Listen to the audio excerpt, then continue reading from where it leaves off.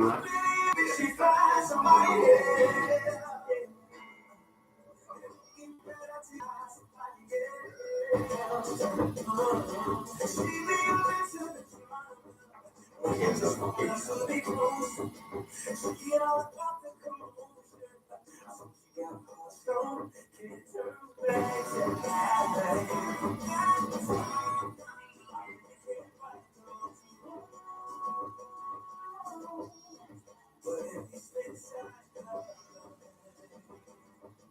That's attracted it.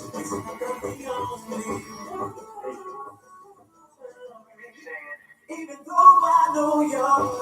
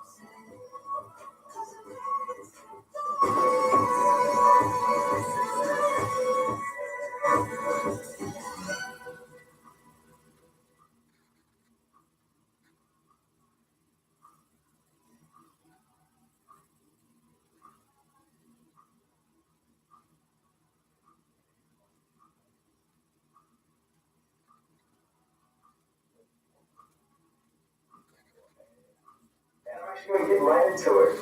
You really want to know how. How can I blaze my own path? How can I be successful? How can I follow the path that someone else has laid for you to be successful? sitting on deuces while I learn. Still the rap music because I want more. More money, yeah, it's just us four. It's just copy, it's just army, it's just rap. It's just Adam, it's just black Sam, local facts. Where your 600 bands, where your rolls at? Where your Cuban links, where your rollies at? Where your big booty bag, stable motions at?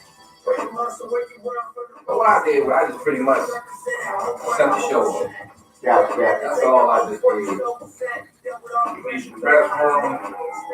Yeah. Amongst it all, put yourself on the map. Turn it to a booming operation where your focus at. Where your 600 bands, where your rollers at? Where your Cuban leg, where your rollie at? I would rather show before I run. Pressure on my shoulder when it's done. We should try and do what we done. Make $1 million when we come. I would rather shoot before I run.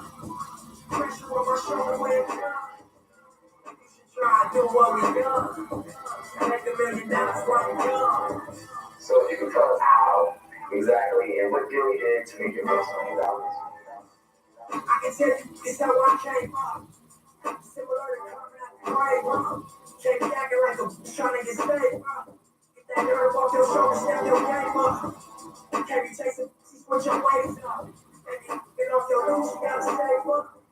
You gon' probably fail trying to play us. Streets ain't for everybody, get your brains up. Ain't about your money, you just looking for a stage up. You know that's done to your brain up. Stupid, you can't fake us. Like, we were raised us. Where you come from, where you get your name from. You was in the house, not with the runaway slaves up.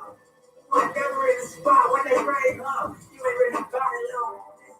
I would rather shoot before I run. Pressure on my shoulder, baby, God. You should try to do what we done. Make $1 million for you, God. I would rather Oh, they shoot call it, what they call it, bro? What's the number they used to call it? Oh. Try to do what we done. Make $1 million for you, It's God. 570 Right. 763.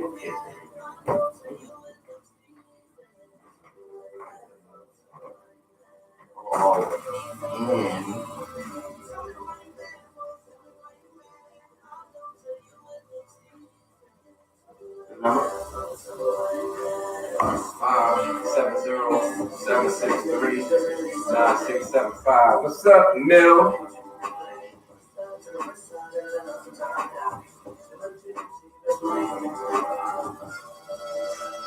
Oh, you on your live already? No, not on mine. You're on YouTube, though. Oh, that's what he did what's up. Oh, okay.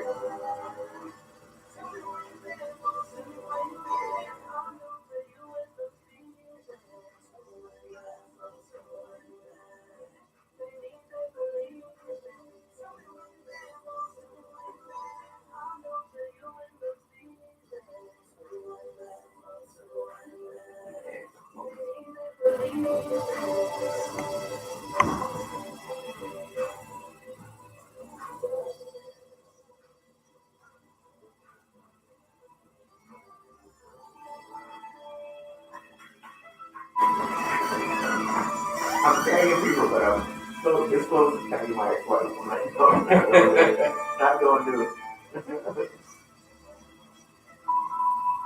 See you later. I'm like, nope.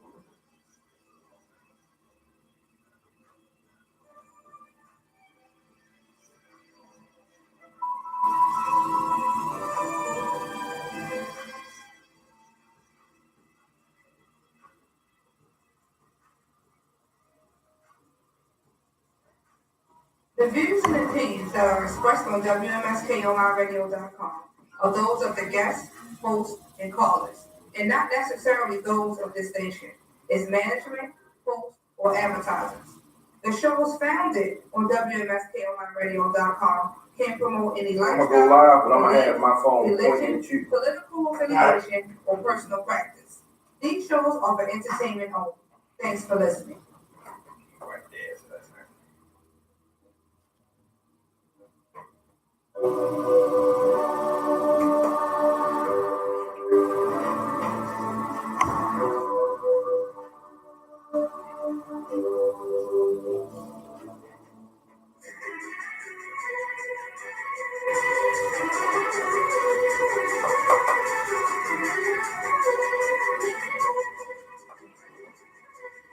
What up, man? Right.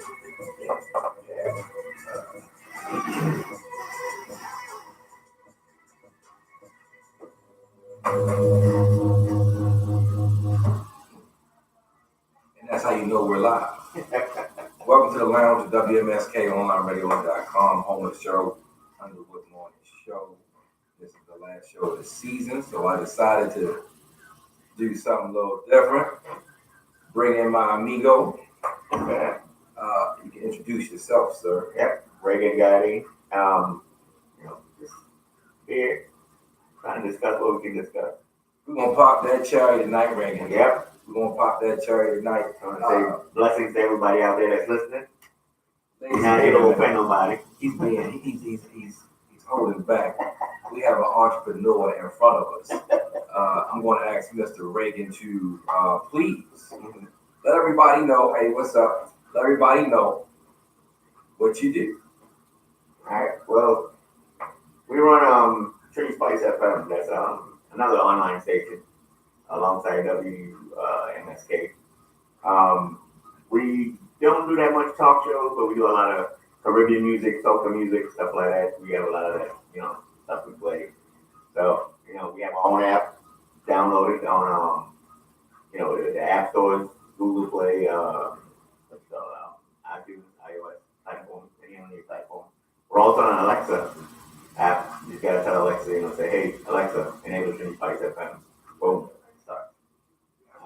Yes, sir. He's being modest. He holding back. The man is blushing. Yeah, we're getting ready for this show. Yeah. Yeah. So I'm excited about this show. Before we get to the what they call it, meat and potatoes. I was scrolling through social media, and you see all kinds of stuff on social media. But as everyone knows, we lost Nipsey Hussle a couple months ago, and the conspiracy is that they killed him because he was going to do the documentary. So Nick Cannon took up the took the baton, Yeah. and was going to do it, and he said, I don't care, I'm going to go ahead and do it. This is for Nipsey. Right. The marathon continues. Well, Nick Cannon have been getting death threats. Ooh. So Nick Cannon have stopped the project because, he feared for his life. I don't know what he was thinking, first and foremost. They're going to get you too, Nick Cannon. You're just Nickelodeon. Right. That's it. So I don't know what he was thinking. I'm a little shocked that he's not going to do the documentary because he was just so adamant about it. Like, I'm going to do this for Nipsey. The marathon continues.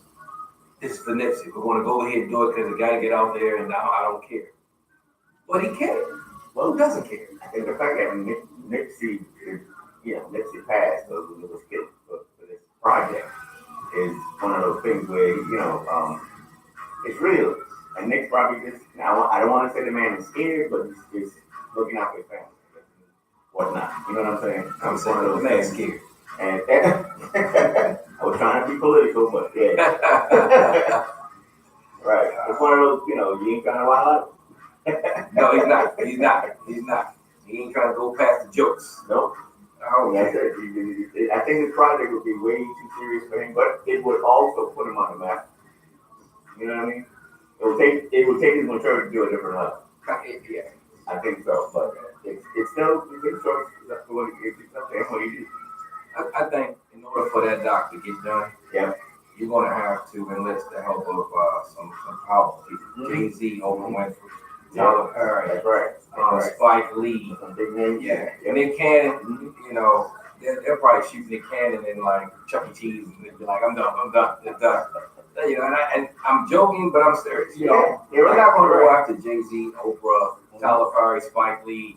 They're just not. So it's going to take some big names to pull that documentary off. Hopefully, it do get done. It's something that needs to be done. Right. It does need to be done, but at the same time, we all know that there's a cure for this, there's a cure for that. They have potions and herbs and all this stuff to help you when it comes to the healing and all that good stuff. We're just not privy to it. Right.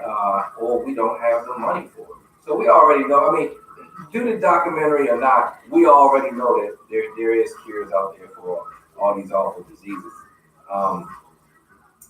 Mr. Evans said the Illuminati helped. Let me tell you something about the Illuminati. The Illuminati do not exist. You have trifling people with a whole lot of money, and they just want to stay in power. Yeah, that's all it is. The Illuminati don't exist. Don't believe the hype. They want you to believe that. We need to help us out now. Illuminate us down here. Please. So yeah, tonight's show is about dating, marriage, and divorce. Another reason why I got my buddy on here is because we happen to be a part of that 3 club right there. Yeah. Dating, marriage, and divorce. Not by choice, but not by choice. Not by divorce. I had to leave the negative part. Yeah. Let me say this. You survive. I don't want anybody to get offended. We're not going to bash women. We're not going to bash men. We're just going to tell our truth. Our truth. So let me start with this, Mr. Gadeen. Your dating. We're gonna start with dating first. How do you feel about dating? Back when you were dating, how did you feel about the women you were dating, the women that was out there for you to date? How did you date? What kind of man were you when you were dating? I think my dating thing was, see, I'm just way back in the 80s and stuff, man. We had, all this. So I guess my dating scene thing was like, what you saw on TV, Breakfast Club type thing, white America type dating scene, So, you get the girl, you gotta finesse the girl, all that kind of crazy stuff. That's how you get the girl. What they don't portray on white America on the TV shows is when you get your heart broke, how to deal with that nigga. That's a whole different scene. So, but yeah, I basically, was one of those kind of guys who's romantic at heart. Do all the things, chivalry, stuff like that. As long as the woman is willing to accept it that way and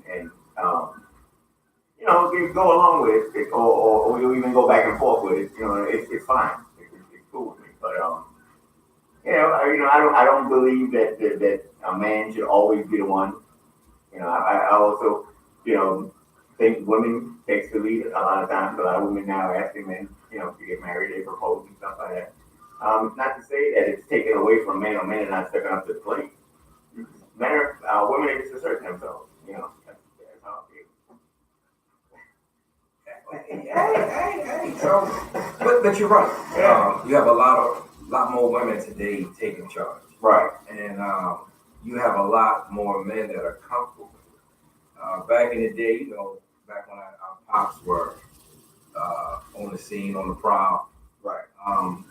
They would find it offensive. They would think of a woman being too fast. Mm-hmm. If she made the first move, if she asked you out, or she tried to take the lead, sometimes it definitely changed. Me personally, when I was out there dating, I had a good time dating.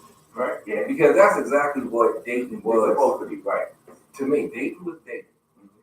As when I was in school, when I was a young man, and I mean like between the ages of 18 and 23, dating was, of course, you take it serious. You want to be that romantic for her. You want to do all that cool stuff. But after I got my heart broke at 23, I took dating for what it was. Mm-hmm. I'm going to date you. Mm-hmm. I'm going to date you.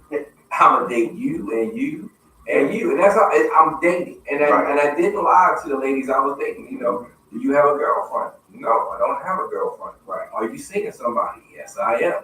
Well, who are you seeing? You don't know them. Right. And what you mean them? I'm seeing several people. Right. I'm dating. Yep. I'm dating. Dating was fun. Dating was fun until,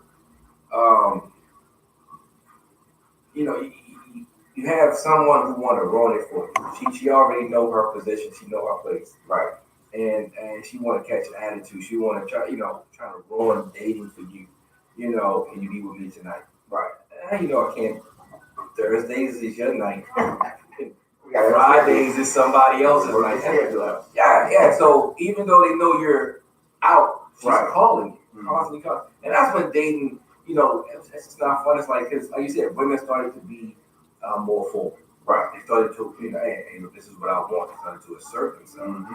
And I had, and I'm not bragging, but I had plenty of women who wanted to lock me down. Right. And I'm trying to date. I'm trying to enjoy the part of life that our parents told us. Right. Was the best part of your life is dating, going out, going to the movies, going to the club, going to the beach, things like that. Right. And I was trying to enjoy it for the first time in my life. But it's like every time I met somebody, because I'm a nice guy, because I always had a job, because I had this going for me, that going for me, they wanted to lock me down. And it's like, I don't want to be locked down. I want to date. I want to have fun. I want to sleep with different women. I want to spend the night with different women. I want 2 women at one time. Can I get a 3? Never had a threesome, a true threesome. It's always been me and 2 other women. Right. Dating. Mm-hmm. So I enjoy dating. Right. I do, and I take a look at so many of these young people, especially where we work, Mm-hmm. Mm-hmm. and they don't enjoy dating. Nope. They don't enjoy dating. That's how we take it too seriously. Yeah. Yep. And that's I'm caught up. I'm glad they take it too seriously. Yep. They caught up and all the crazy stuff. They're trying to go from. They don't do the dating scene. Dating is like, you cleaning out it's like you taste in different sodas before you find the right one, kind of a thing, you know what I mean? But a lot of these people, as soon as they sip the first soda, okay, that's it for me. I'm about to marry this soda, you know? You know what I mean? It's like, come on, now that's the purpose of dating, is to be able to meet people, connect, stuff like that, Absolutely. And it just have fun. I take a look at so many, and I'm gonna tell you one of the biggest problems that these young people have today when it comes to dating is they don't know how to. Well, young men don't know how to properly romance a woman. They don't know how to. The chivalry is dead. I'm sorry, it is. You talk about the millennials. Yeah, chivalry is dead. It's on a whole different level now. It is, and that's the part that they're missing. That's the part that's fun. When you can surprise a young lady that you like, but you're dating. Mm-hmm. When you can surprise her, you're sitting at the table, and the waiter or waitress come up to the table, and they want to take your order, and they come back and they have a dozen roses. Right. You know what I mean? That's the part that they don't get. They don't do. They missing it. And I'm like, that's what do you mean by fun? That's what I'm talking about. Well, look, I'm gonna take you to this place, and you take them. I wouldn't suggest going to Lake out Columbia now. Right. But back in the 90s, you take someone out to Columbia Lake. You was the man. Right. They don't do that. Nope. They don't do that. They took the Netflix and chill to a whole new level. Yeah. Yep. And it kills it. You see these young ladies today, and everybody. First of all, even if you're ugly, somebody's trying to holler at you. Somebody, and they don't even do it with any coof. Right. Yo, short. Maybe. What up? You got a man? They just come off right on anything at the top of their head. And these young ladies, and unfortunately, some of them like it. Yeah. Some of them don't. But they have killed it. The young men that they have killed it. Their jeans are tighter than the girls. Okay? They got this thing on Facebook now where they're saying they got crop tops for men. I will never wear them. No. Mm-mm. I'm gonna do it. So it's like when these young ladies look at men to date, it's kind of hard for them to be like, okay, I can go nuts for this one. You look like a girl, right? You don't know how to romance a female. You don't know how to pick them up properly. And then when you go out, it's pretty much Netflix and chill. Right. So, it's pretty bad. I enjoy dating. The dating scene sucks for so many people. Anybody listening, please call in. Let us know how you feel about dating. The number is 570-763-9675. Again, that number is 570-763-9675. If you want to call in, let us know how you feel about the dating scene. Yep. Great. Mm-hmm. Go ahead. You have children. Yep, I do. 4 of them. Well, what are the ages? My oldest son is he's 20, 19, 20. Mm-hmm. My daughter is right behind that. She's 19. My other son, my other two boys, ages 12 and 10. 12 and 10. Younger than 10. Now the oldest. Uh-huh. Have y'all had to talk about girls and dating? Yeah, we have. We got the version B, so to speak. We had that chat. How did that go? It's way different than the way I had with my dad. My dad had me in the passenger seat of the car, started telling me how sex is beautiful, blah, blah, blah, blah, blah. And it was the most uncomfortable thing we could talk about. I wanted to jump out the damn window. I swear, that's what it was. And we're having this conversation, and all I could think of, when will it end? Because I know all of this, Dad, it's too late now. Because he gave me that speech when I was about, I want to say I was already 16 or 17. So it was too late. We already had sex ed in class. You know what I mean? So it was a little too late, so that's what made it awkward. However, with my son, it's kind of like, I asked him questions, like what you needed to know, stuff like that, and he was, he flowed with it. With my daughter, it was a bit different. We don't talk much about it, but she's got a handle on it so far, she's had boyfriends and she's had girlfriends, and she's, Oh, like the defense is swinging both. right. She's, but again, she's dating. She's dating. So it's like, somebody new every time I hear about it, somebody new this week or next week. She's having fun. Right. So she's not seriously involved with anybody, if you understand what I'm saying. But, I support her on that. I make sure we have an open line of communication so she can communicate in case, a heartache or whatever things get involved and stuff like that. My ex-wife before, she had two older kids. And her daughter was a boy and girl. We were able to raise him. When I came into their life, he was about 8 years old, but he ended up going to live with his dad. So I kind of raised my stepdaughter. She was 2.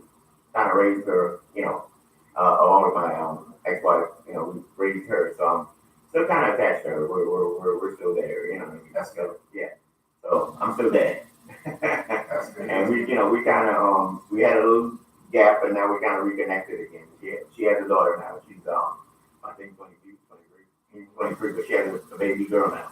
It's kind of like my step granddaughter, if there's such a thing. And we don't do steps. That's your Right. We don't do steps. So it's one of those things now where it's we've reconnected, but we realized there's so much space had gone. You know what I mean? So it was one of those things where I'm kind of at a place in my life now. I'm like, I'm glad we're reconnected. Now the talk, Mhm. is it different with With girls versus boys. yeah? Yeah, it is. It is one of those different things. As I said with my daughter, I didn't have to. I don't know how to talk to my daughter. Basically, my whole thing was make sure you protect yourself. Make sure you protect yourself from everything. From diseases, from abusive relationships, stuff like that. So it's one of those things that as a dad, here's my number. Make sure you call me when somebody decide to abuse you. I'm gonna be there. You know what I'm saying? we gonna handle this, me and your brother. So The talk with my oldest mhm. was hard. She'll be 21. Right. It was hard. Right. Because she wasn't honest about anything. And when you can't get the honesty back, it makes it that much harder. Right. So I kind of gave up. That's why I kind of hate every boyfriend she had. Right. I'm willing to choke the life out of even the one she has now. So I'm looking forward. I talked to my boys. They're 15 and one will be 14 in 2 weeks. And they're into girls. They try to downplay it. I love the fact that they're not crazy like I was. Right. When I was their age and so-called dating. Mhm. I lost my virginity at 12. So I was out here. I was like that pit bull with a little paint thing hanging out. I was running behind everything, every skirt, sneaking out the house and everything. I'm so glad our boys, they're not like that. So the conversation's pretty decent. I talked to them about sex, watch them squint their face up like, ew. I'm like, yeah, you saying that now, but you'll be putting your face in it the first chance you get. So, that ew, stop playing with it. Yeah, that's right. And then you go and you speak on your Instagram and your Snapchats, and all they're looking at big butts, girls twerking and stuff. I'm like, That's right. Yeah, that's what I'm talking about, son. That's dating. Mm-hmm. That's it. Watching those videos, But yeah, like we said, the dating scene, it was fun. Right. And I just feel bad for the group of young people today because they don't know how to date. They don't properly date. They don't take the time to date. And one of the things that, like I said, we work with a whole bunch of young people. Right. One thing I've noticed through conversation and through having to interact with them in helping situations is that condoms have become a thing of the past. Yeah, I don't even think they know how to spell. No, condoms are a thing of the past, and it's like everybody's Catholic. Yes. What's a condom? What is a condom? Everybody is Catholic, and everybody's pull-out game is weak. Mm-hmm. Exactly. So you don't really get a chance to date. It's like you just go ahead and automatically throw yourself into you hot, you sexy. I got to feel you. You're gonna feel me. Mm-hmm. 9 months later, there's a baby, and now we're not even dating. We're playing house. Right. So we really didn't give each other enough time to establish love. It's gotten to the point now where the girls, I've heard these young girls saying, man, I can't do it with a condom. I gotta feel everything. Or they'll let the guy know you gonna have to feel all of this. Yeah. Yeah. And back in the day, it was the guys trying to pretend like I don't have a condom, and they bring one, there's a hole in it, something crazy. But now the young ladies are like, hey, look, we ain't doing this unless you got a condom now. We're not doing this. I'm allergic. Right. I break out. All kinds of crazy. I get dry. Right. All kind of and we stupid. Because we don't want to use a condom anyway. Right. So we go with it. Yeah, that's right. Because we become ODB real quick. Oh, baby, I like it raw. Right. And then from dating, you become baby dad. Now we're faking like we love each other. Mm-hmm. We never had a real date. Worst case scenario, you got that bitch that you can't scratch all the time. You got 15 for those that are from the Baltimore area. You know, but they don't have that concern either. Like right. back in the day, I remember, you know, look, hold up. Let me say this. Mm-hmm. I did wear condoms once upon a time. Right. Because I'm a father of 5. So I did wear condoms. Getting burnt was a fear. Because you heard so many stories about gonorrhea, exactly. That's the crazy part. syphilis. Sex was supposed to be great, but it was also scary. Yeah. You gotta be responsible. You was taking to have sex. It was crazy. Yeah. Because all you heard was, you'll know when you get burnt. Mm-hmm. You'll know when you get burnt. Like how it will burn. And when you get burnt, man, it is a crippling effect. You will slide down the walls in your bathroom, man, and you be in tears. That's right. And because you know what it is. You don't need a doctor to doctor. You know what it is. You know where you gotta go, and it hurts, but it's embarrassing. Yep. And the Usher song stop playing in the back here. Okay, let it burn. But yeah, it's just so fast. Right. It's just so fast with the whole dating. It's like they want to be loved so fast. They want to be in a relationship so fast. They want to live with somebody so fast. So fast. They want responsibility with somebody so fast. And it's like, that shit it's really, you know, it's not the greatest thing in the world. Take your time. Right. Take your time.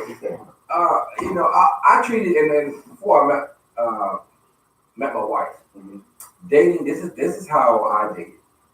Okay. I had a basketball team. Right. I was dating 7 girls. Dang. I had five starters. Right. And I had 2 that came off the bench. The reason for that was because my center, right. My center was like, she had the least responsibilities. Right. So she was pretty much my booty goat. Got it. And she understood that. Like, if she saw my number pop up, he wants her. No problem. My power forward, because of something just had to pop off and I need someone with me. She was like my thug love. Oh, I got it. My power forward. Okay? Then you get down to the small forward. Right. And their responsibilities change. Okay? I can take her a few places that I didn't take my power forward. I didn't take my center anyway. Right. Okay? Now we get down to the shooting guard. Okay? Right. The shooting guard, same thing. I took her a few more places than I took my small forward. We get to the point guard. Right. The point guard, I took everywhere. Right. She was my Michael Jordan. Right. Okay. But I'll say she was my Cheryl Swoops. We could go anywhere. We could go to church. Got you. We could go shopping. Right. Movies. Her place. Right. My place. Out of town. She did everything. It's pretty similar to Bonnie Rich theory. Yeah. All right. Now my 2 on the bench. Got you. They had to be versatile. Shit. My point guard can't make it. She sick. I need someone to go to this event with me. Right. Come on. And she looked good, right? Right. Now, the other one on the bench just got tricky. She was kind of like Dennis Rodman. Uh-oh. Okay? I knew I was going to get aggressiveness. Right. So I had to make sure I watched where I took. Mm-hmm. So that's how I did dating. Dating was fun. I even fired a whole basketball team one time, and I was amazed at how fast I got a new team. Mm-hmm. I was amazed. See, and with me, like you had that part of it. Me, I was the opposite side of that. I was when I dated, it was a one woman kind of thing. Like I dated, this was my girlfriend, and that was it. We were boyfriend and girlfriend a year, 2 years before I moved on to somebody else. Mm-hmm. I was always exclusive. You know what I mean? Then I went to the military. And the military was a rotating door. I was the freakiest part of my life was in the damn military. And I didn't even plan it. It wasn't one of the things I planned. It was one of the things where we always you've been in, boot camp for us. We all been in boot camp. We gone through hell. This was co-ed boot camp at the time in the Army. So we had co-ed boot camp. As soon as we got that first pass, man, we were out hotel room. I mean, I'm listeners right now who've been in the military, been in that boot camp, you know what I'm talking about. And I swear, I got my own hotel room. I'll never forget it. I'm sitting there in the room. I got my HBO all on. I'm laying there, and all of a sudden, I get a knock on my door. My buddy walks in. Yeah, hey, man, my girl here. We're trying to, do up in the room. Can you watch? Watch? What do you mean, watch this girl? So, all right, she comes in the room. Before you know it, I'm dozing off. The next thing I know, we in it. we doing the do. There you go. Mind you, this is not the girl I'm keeping my eye on. She did the, then she gets up and she goes back to the room. I get a knock on the door. One of the girls from Fire Guard said, "Look, man, I need a room to stay in." All right, come on in. Boom. It happens again, and I'm sitting. I remember sitting in AIT and sitting in the class. This was only 3 days weekend. I was like with 4 girls over just the weekend. Man, I'm sitting in school and I'm sitting in the class. And I can't concentrate for Jack because I'm like, yo, I want to tell somebody I just slept with 4 girls in 3 days. The only person I could call is my mother. It's not going to work out too good. But that's where I did most of my freaking. That was my fun time dating was when I was in the military. I was wow. We're going to pay some bills. We'll come back to the online part, but we're still live on YouTube and on our Facebook. Right. Only person you could call was your mom, huh? But you know the funny thing is, I can call and tell my mother anything. Then I couldn't. I was like, what are you crazy? You go get something. Her thing. I could tell.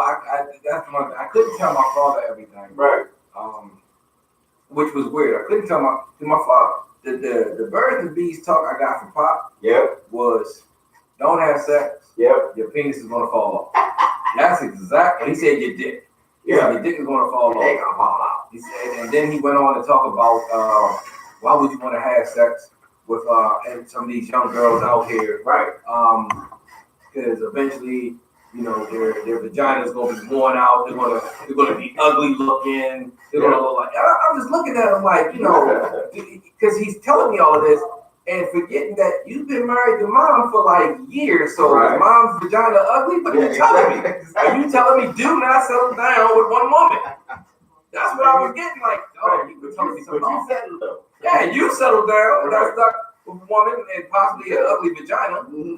But you don't. I was like, I'm not getting this. And when I told him that I wasn't a virgin anymore, I told him I wasn't a virgin anymore. Right.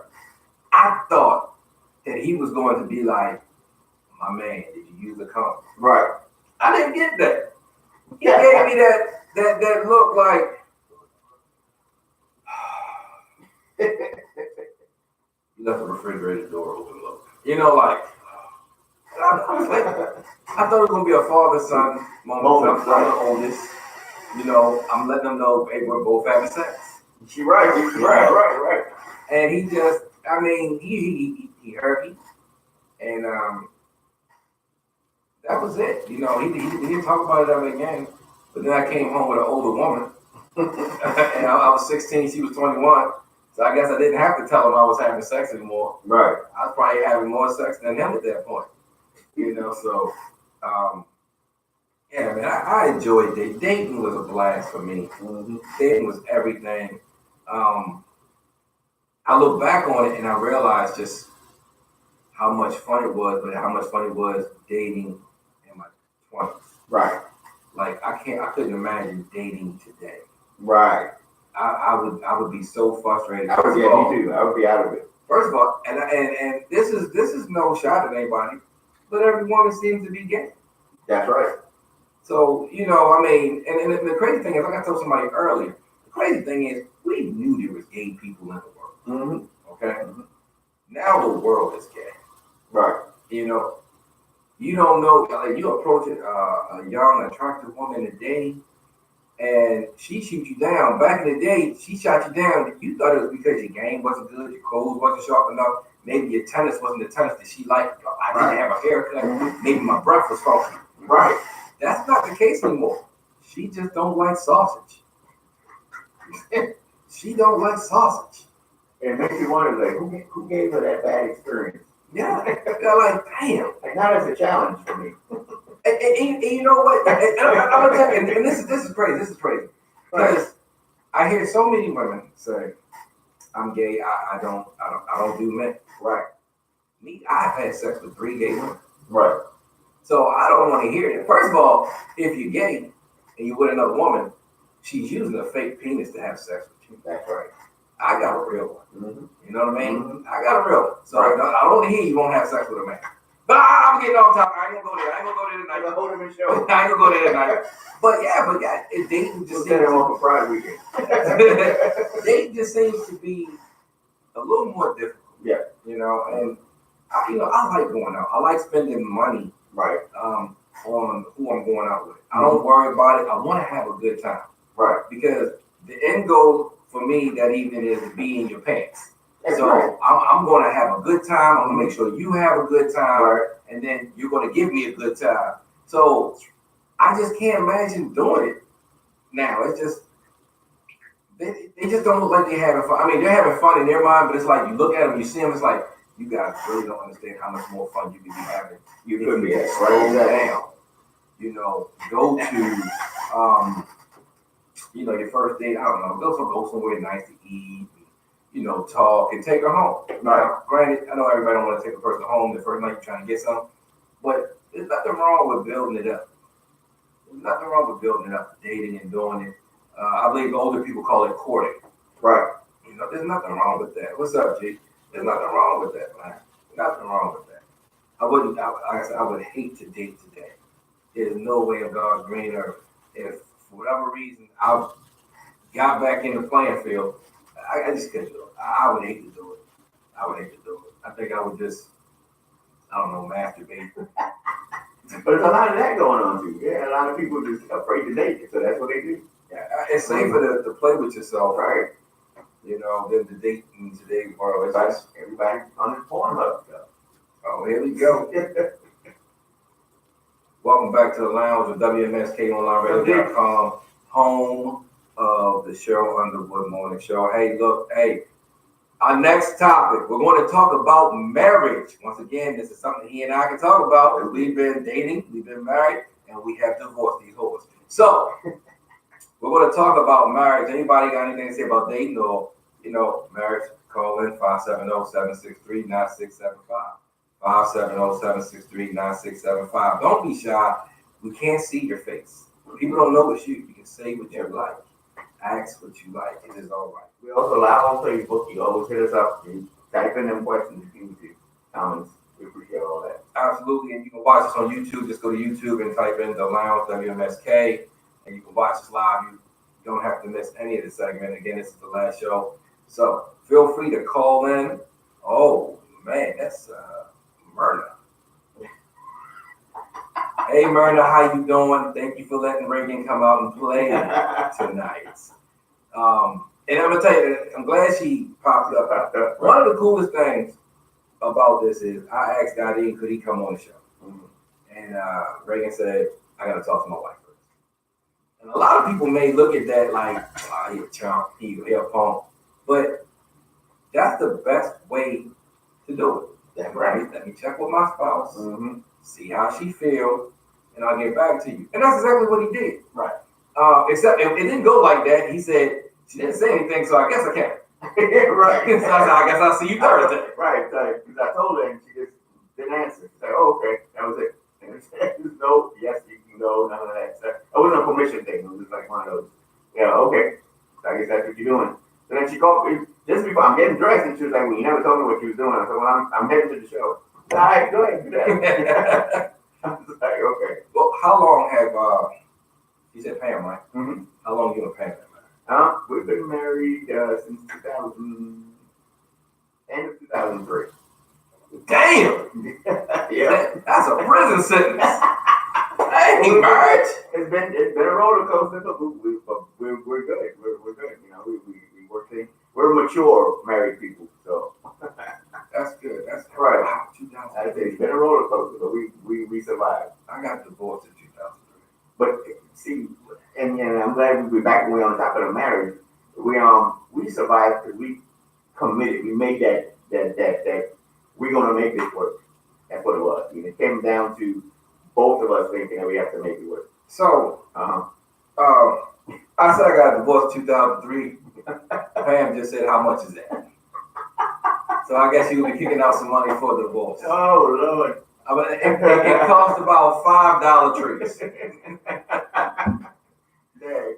Oh man, that's beautiful. 2003. Yep. Man, that is so beautiful. You know, people take for granted good, strong marriage, good, strong relationship.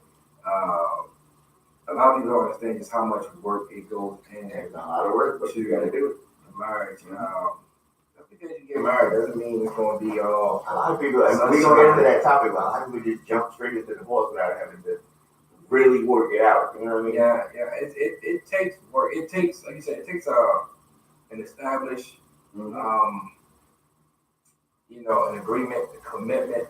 Will Smith and Jada Pink. I watched the Red Table. Oh yeah. Yeah, we know you gotta go for that. Yeah. I got help for 2 weeks.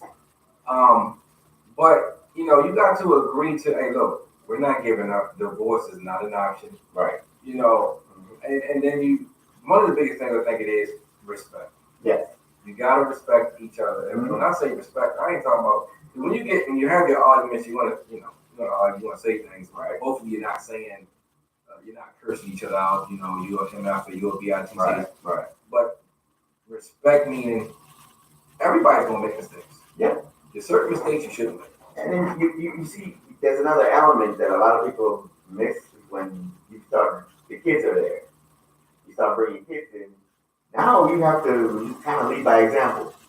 You can't make rash teenage decisions anymore. You got to make a decision because they're watching. They see everything. You know what I mean? They see everything that's going on. They hear everything that's going on, whether you know it or not.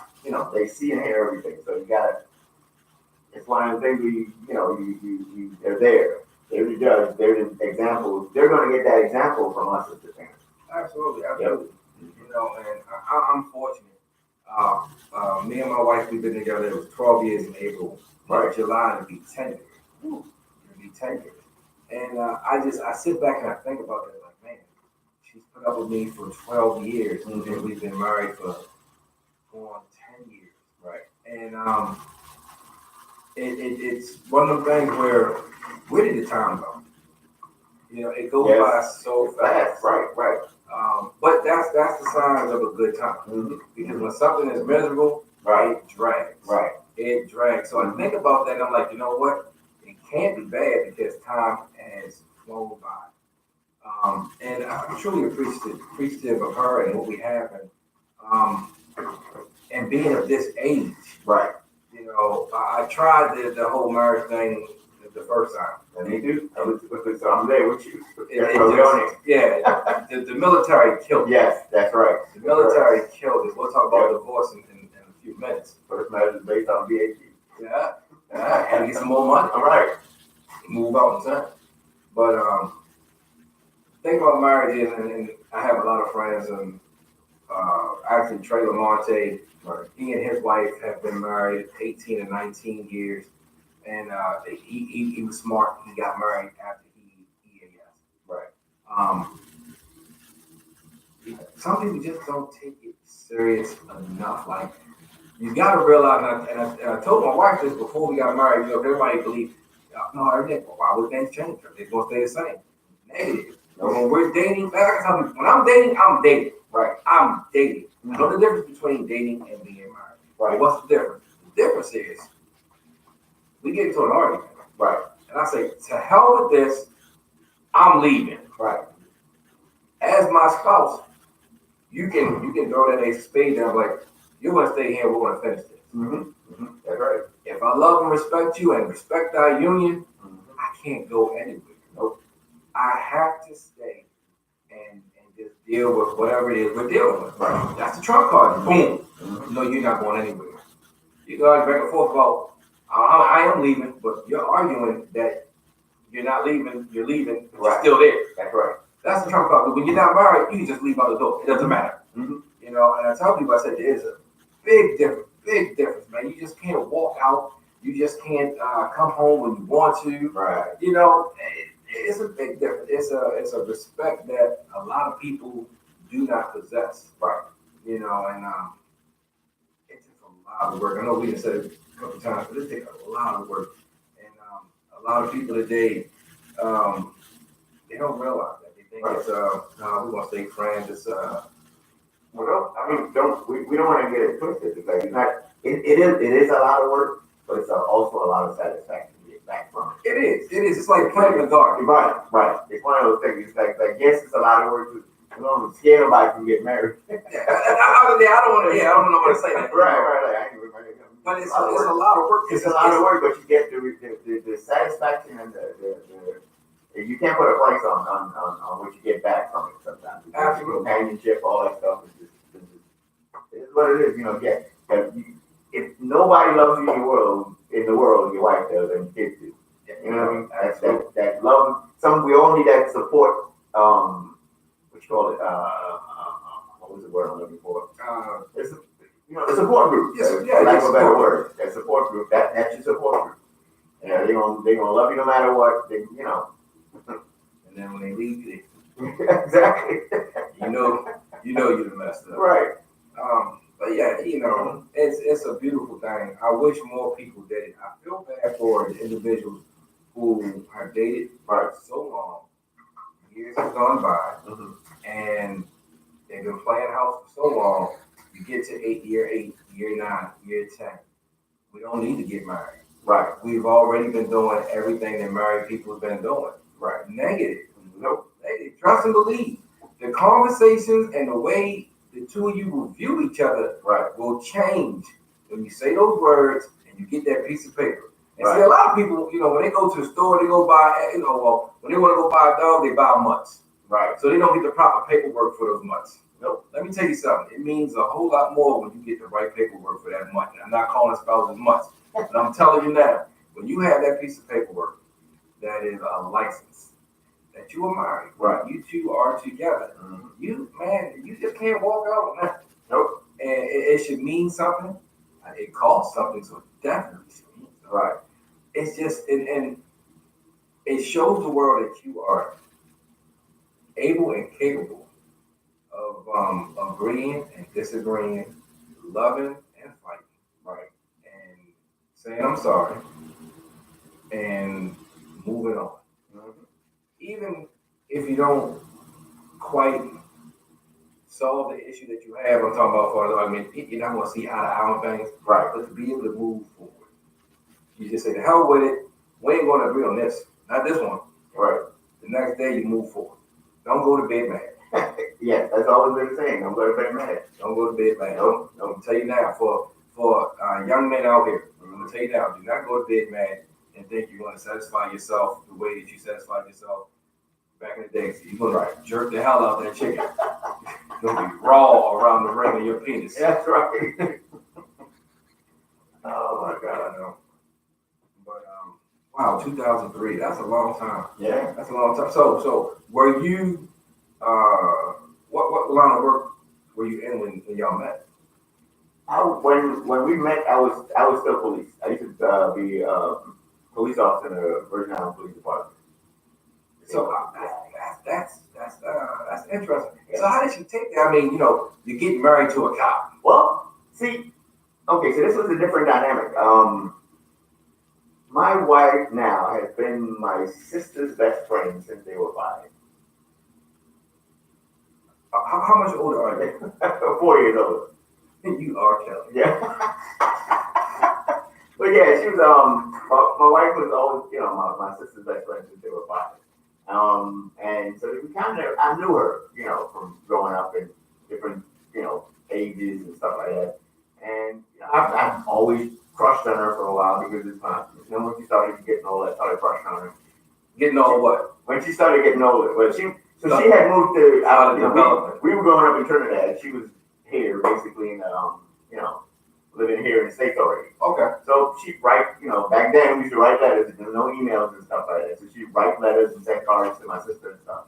My sister would want, she'd send photos and stuff. My sister would send photos to, with me to go enlarge the photos and stuff. I made my own little copies, you know, got it in my wallet and just my bureau, but I guess God had a different plan for me, so she ended up being my wife now. But, yeah, that's kind of like how far back that went. But I never disrespected my sister or her. You know, I'm trying to move on or nothing like that. And just you know, after my divorce, it's just you know, everybody mentioned, hey, what about Pam? I'm like, what about Pam? It was like, she's coming up to my sister. Basically, my sister was like, she's coming up to visit. You know, why don't you swing over to my house? Because my sister was on St. Thomas, I was in St. Croix.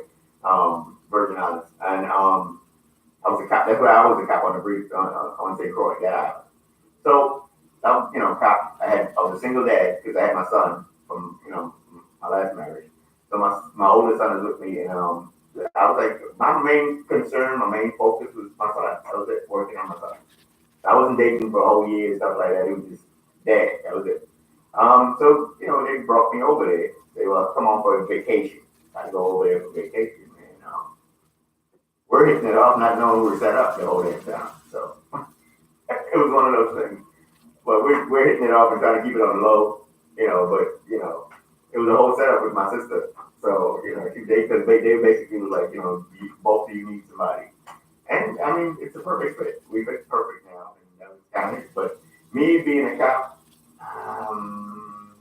it wasn't too bad. She wasn't. It didn't bother her. No, because I remember it bothered me because what bothered me was that while I was patrolling the island, driving around, she's on the beach with my son, and I'm seriously, I get to be on the beach and I get to head to work. I'm patrolling the beaches, and here you are sitting with my son. They 10 o'clock in the morning, they're on the beach. That's all they were chilling, man. I was like, man, came to Baltimore. I'm like, wow, I hate it. All right, but yeah, that's pretty much how that one went. That's what's up. That's what's up. You So know, being with her being with a cop, you know, wasn't too bad. that's good. You know, a lot of women Mm-hmm. they have an issue. They don't mind dating a cop, Right. but you know the whole get married now. Got to wait for him to come home. Hopefully, he comes home and all that other stuff. Right. And it's the same. My ex-wife, it was crazy though, because my ex-wife was actually there for a lot of stuff, so she was actually involved in a lot of stuff. I had car chases, and she was in the car, and I remember we had one car chase, man, it was with my ex-wife, and we were in the car. My parents came up to visit. My parents have never seen me in cop mode or go into that, you know, police mode. So we're in the car and going out to have fun. This guy almost runs me off the road, like literally shoves me off into the off the road. I totally went off the road. Brand new car, went off the road. Automatically switched to the cop mode, man. I jumped back, I come up, I'm chasing behind him. I pulled my radio out from under the seat and I'm starting to call units, all that stuff. And my dad's in the back going, dude, what are you doing? Calm down, just chill out. I'm not thinking, I'm not hearing him right now because I'm in that mode. You know, you can't do this, what's going on? So I'm chasing the car, I'm behind the car. All I need to get is the plate and the direction. So I'm not really recklessly driving, but I'm behind him the whole time. My wife's ex-wife sitting in the front seat with me, and she's like calming my parents down. It's like, look, it's okay, he does this all the time. You know? He does this all the time. He does this all the time. So the car stops. This is where it kind of came forward to me, but the guy stops. The door pops open. I pull the gun out, and I racked it, and I got it on the top of the steering wheel. And my father's like, boy, What are you doing? He's at the top of his lungs screaming, and I'm still not hearing it. Dave was yelling in the car. But we finally got what it is. He didn't realize that I called the units, and the units came around. They surrounded him and all that stuff, and it was pretty much, we went out and partied after that. But that was their first time seeing me in cop mode. It's weird when your parents see you in cop mode. It's crazy. They've never seen. I've always been the pushover little kid, that kind of thing. The military makes you hard. And I had to go become a cop after that because I didn't know what else to do. It was one of those things. So, that aggressive monster in me, and they never saw. So I think the cop thing. But my wife was. I had to go back on what we were saying. My wife then knew. She was used to it. She was accustomed to it. That's good. That's Right. The cop thing. Just like I think most careers play a part. You're a doctor. Mm-hmm. It's all good until Right. y'all get married and you realize he or she is never home. Right. You got to calling for hours. Yeah. Middle of the night. Stuff like that. Yep. So when I met my wife, I was working in the jail, and everybody knows or have an idea what it's like to work in the jail. Right. And you share stories with them, and they're like, "Oh my God, really? Jail. So, we were dating. Right. We were dating at the time. So I worked 3 to 11. I got off, and I would go and spend some time with her. Right. After I got off work. So I parked in front of our house, and across the street were these teenagers. Right. So about 6, 7 of them sitting on the porch, and they was always there. They never given me any problem before. Mm-hmm. Mm-hmm. So I don't have my uniform top on. I just have on my uniform pants, and I have on a black T-shirt. Right. So I get out the truck, and as I'm getting out, as I'm walking around the truck, each is at the top of the stairs.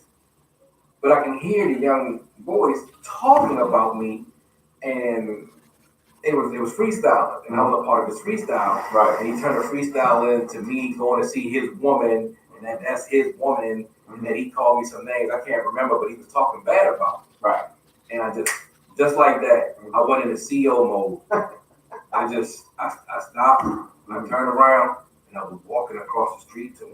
Right. And one of the kids actually lived there like, "No, sir, he didn't mean anything, sir. We're sorry, sir." I didn't hear that. Right. I knew who said it. I was going there. You focused. And at the time, my wife, who was my girlfriend at the time, well, I don't know who we were. We didn't see each other. Right.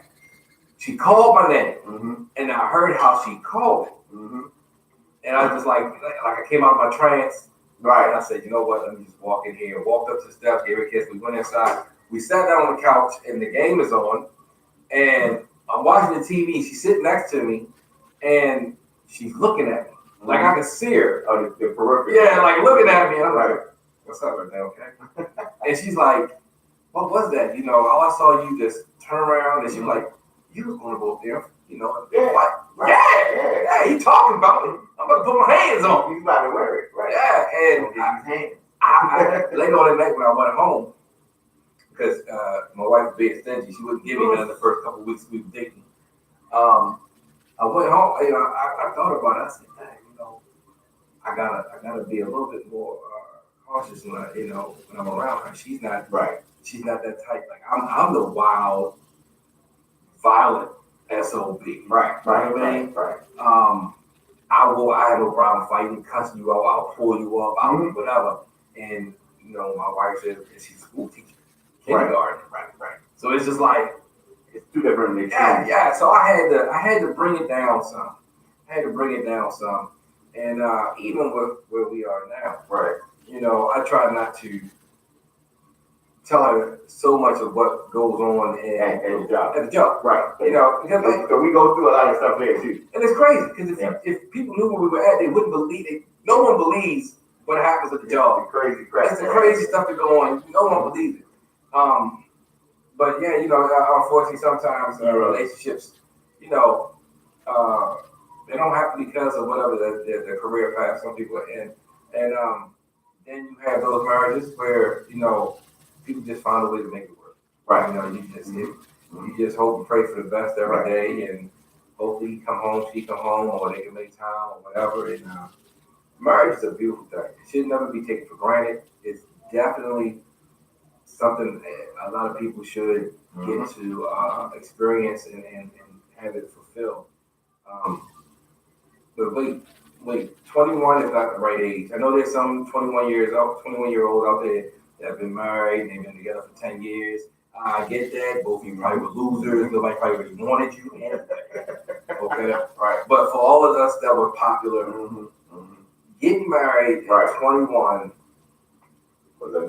Wasn't even a thought. no, and Trey Lamonte said, I wasn't smart, I was stupid as hell, but I got lucky or blessed.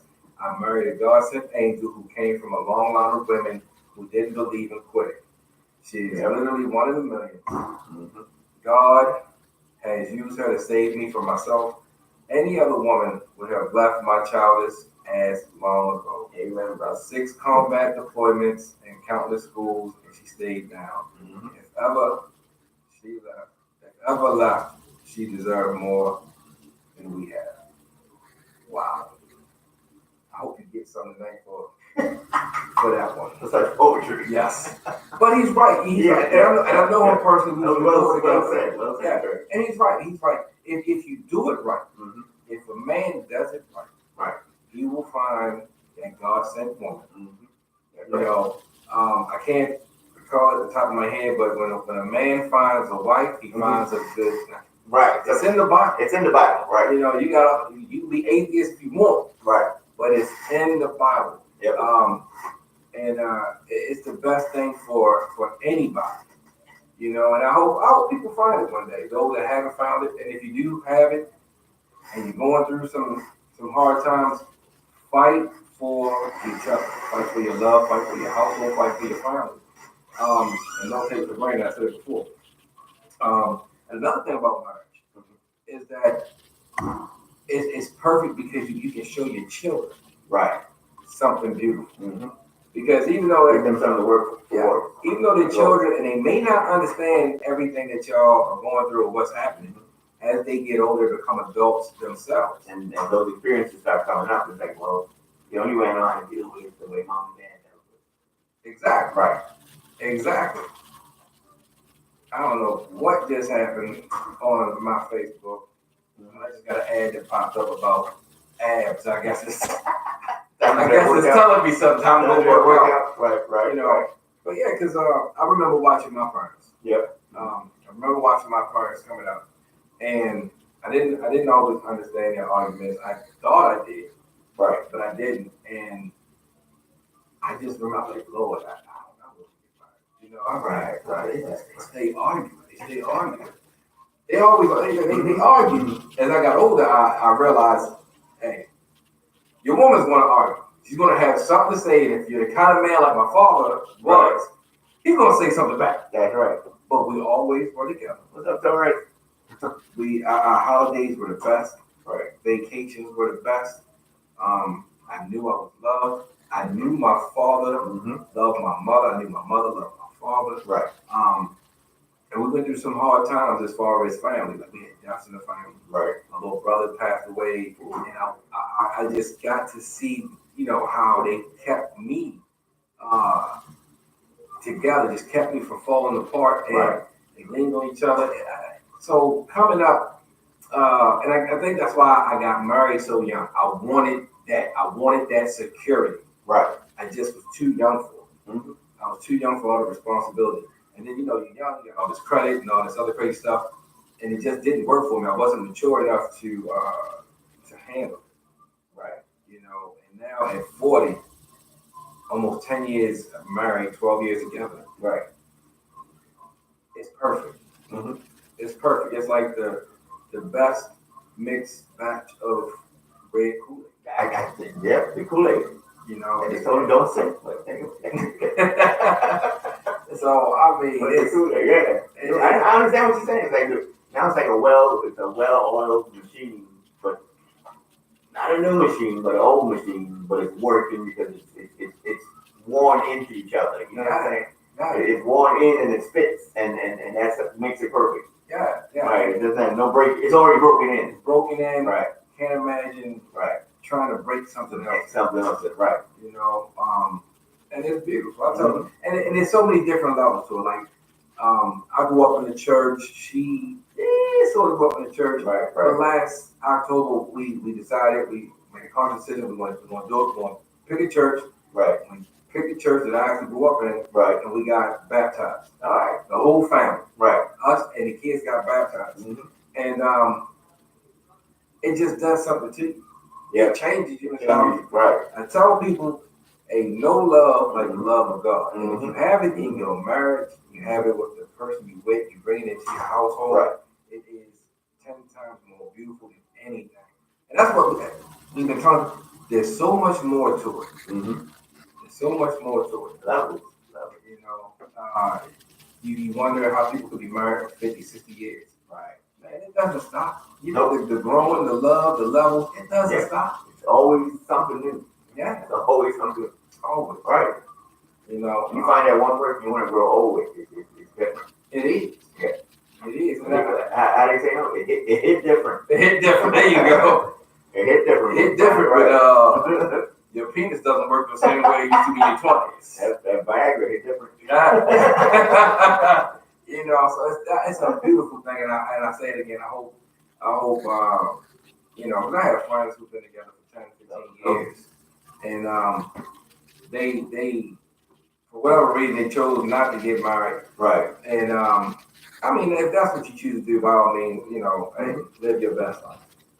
But I promise you, if you get married, it will make everything that much better. Mm-hmm.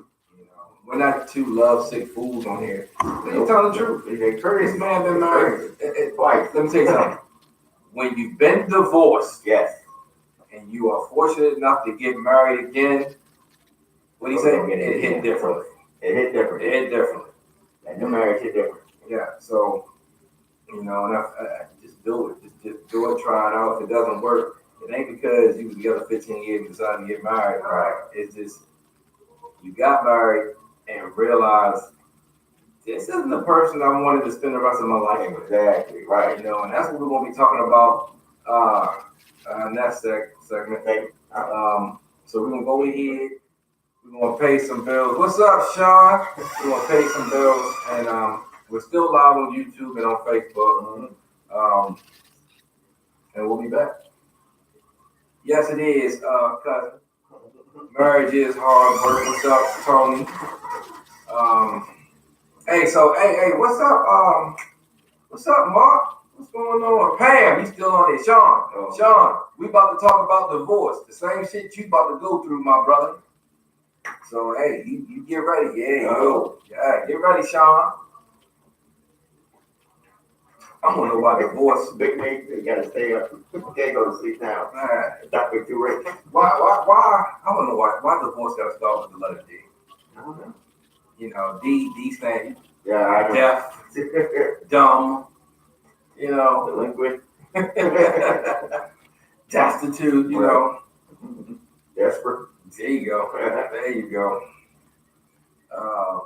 Hey, ain't nobody call in. It's the last show of the season. Mm-hmm. Don't be shy. I got way too many people who's checking in and out. Yeah. I know you got something to say. Yeah. Call the show, Feel free to say something. 570-763-WMSK. That's 570-763-9675. I know somebody got something to say. I know you do. I'm looking at you. Me and you talk all the time. Mm-hmm. Let us know how you feel about dating, marriage, and we're about to talk about divorce. Actually, we can go ahead and start to talk about divorce. Yeah, join us on the panel. Yeah. So We welcome any more input. let me tell you, I'm gonna try not to get passionate about divorce. And it's gonna look like I wasn't passionate about marriage and dating. The thing that sucks about divorce is that you know you failed. Yeah. You know you failed. And for me, I felt like I failed my mother, my father. I felt like I failed her parents. I was embarrassed. It was, you know, because people watched us get married. I felt like it was a sham. Right. The people that said it wasn't going to work, And you think they were right? they were right. Right. You know, and then you got the question, well, what happened? What do you mean what happened? We're divorced. You know, I don't want you all in my business. Right. But you know she's running her mouth. Mm-hmm. That's why they asking you what happened. Because they want your side of the story. Yup. So she's running her mouth. And I'm just shaking my head. I'm 23 years It's always old. messy. It's always messy. Divorce is always messy. Oh, it was the worst thing in the world. And I'm just like, I was so embarrassed. I was down in North Carolina. I actually sent her back to Baltimore. Right.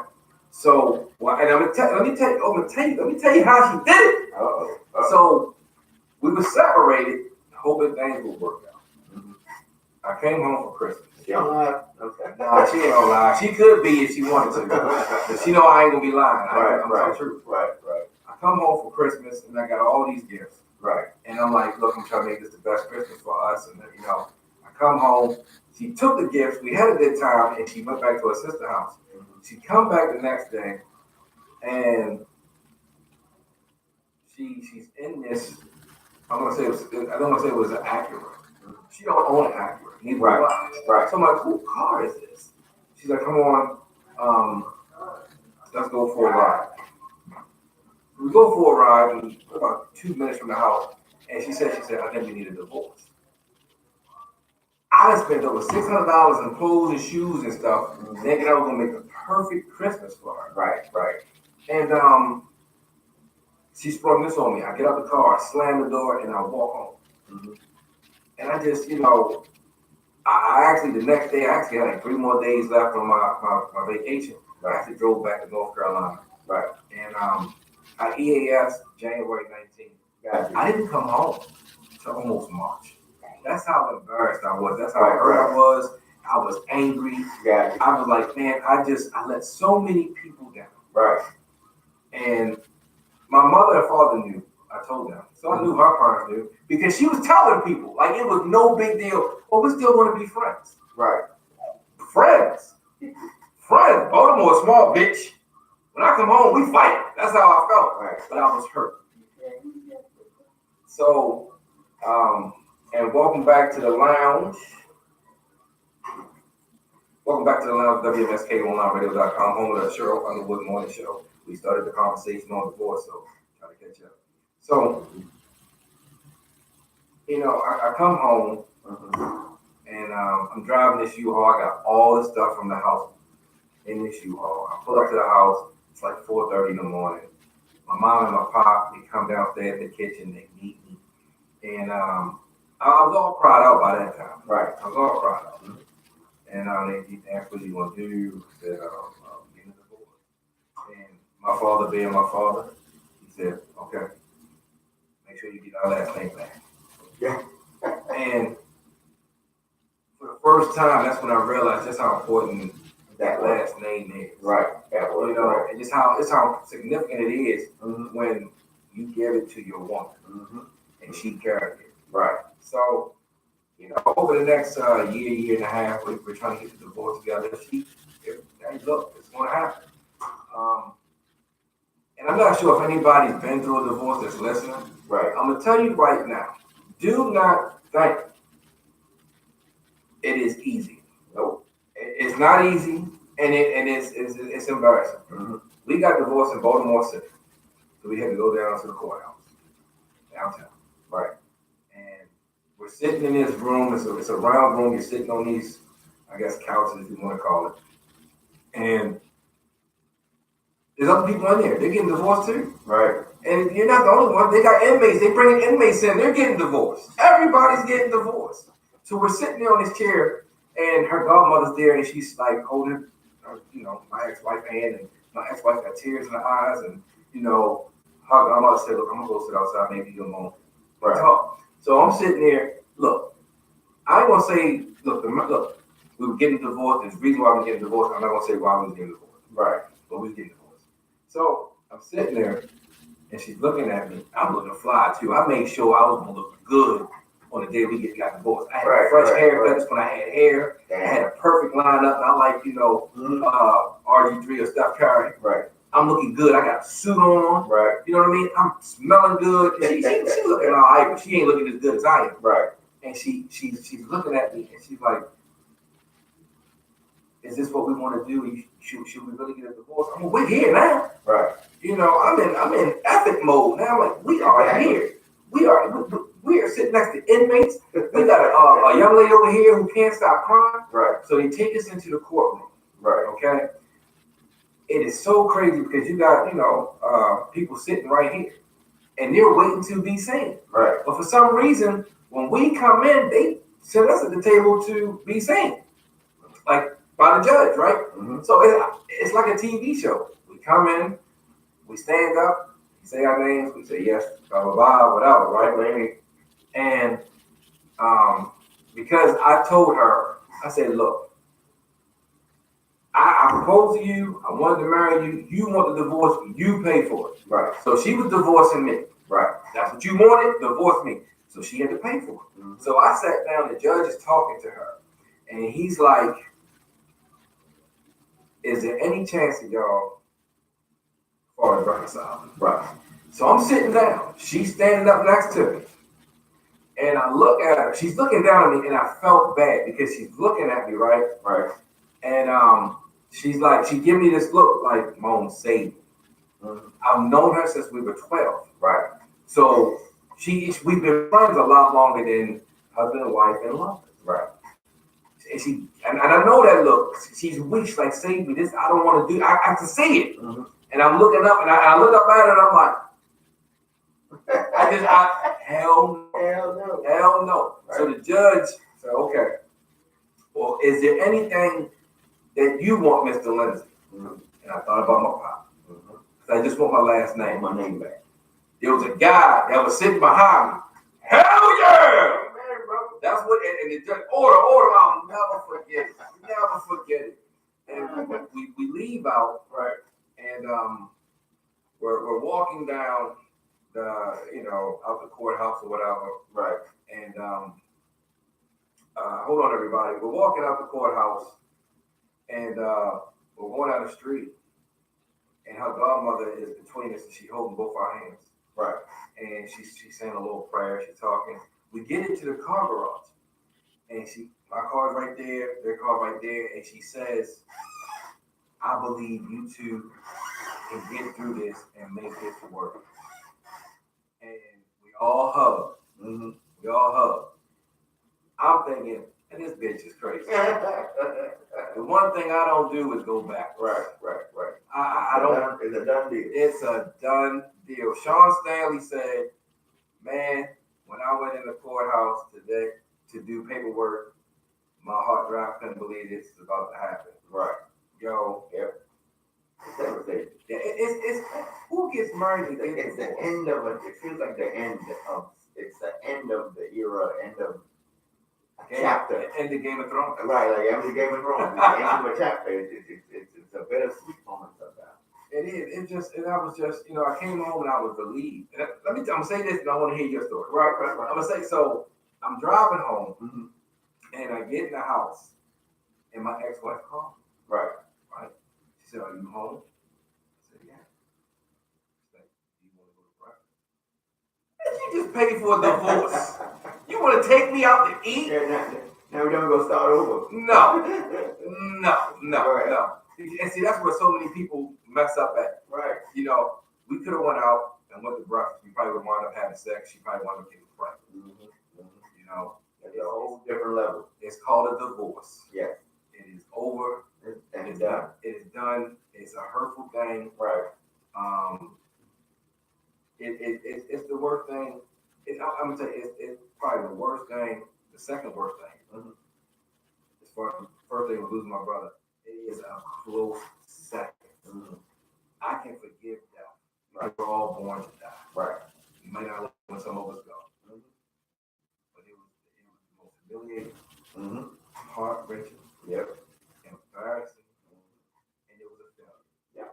And I did it after saying to God, I'm going to love and cherish this woman till death do us part. Okay, that's good part. Right. So it was hard. It was hard. I mean, I should write a book on it and just call it entitled "Bitch." It was hard. All right, it's your turn, Reagan. I mean, mine was, He shot her with his gun. Now, but mine was, we went through, a whole bunch of rough times, our marriage was basically on the rocks, but a whole bunch of stuff was going on. Stuff on my side, her side, just a whole bunch of different things went on. So when it came down to the divorce part, it was just like, when she said, okay, well, I'm leaving and I got a ticket and I'm flying out of here, I was, what? What? You're leaving? What? Wait a minute. I got all my kids here and all that stuff. What you doing when you're not taking them kids? So it was rough for us, but I would never forget that I was a cop, so I didn't know she was flying in because she was on vacation. She's coming. She told me when she was on vacation that she's leaving over the phone. So she's coming in to get her stuff, pick up the kids, and roll out. And I'm not too happy about this, but it's a good thing she didn't say when she was there, because that would have been different. So I remember calling my one buddy, and I told him, I said, look, I need you to come by the house. I need you to come, but I need you to come as a cop. So he comes there. As soon as he gets to the house, I take all my weapons, give it to him. And I tell him, I remember telling him, I said, look, when she gets here, I need you to pay attention to me. I said, and if you see me do anything out of the ordinary, I want you to bust my ass down to the ground like I was a suspect.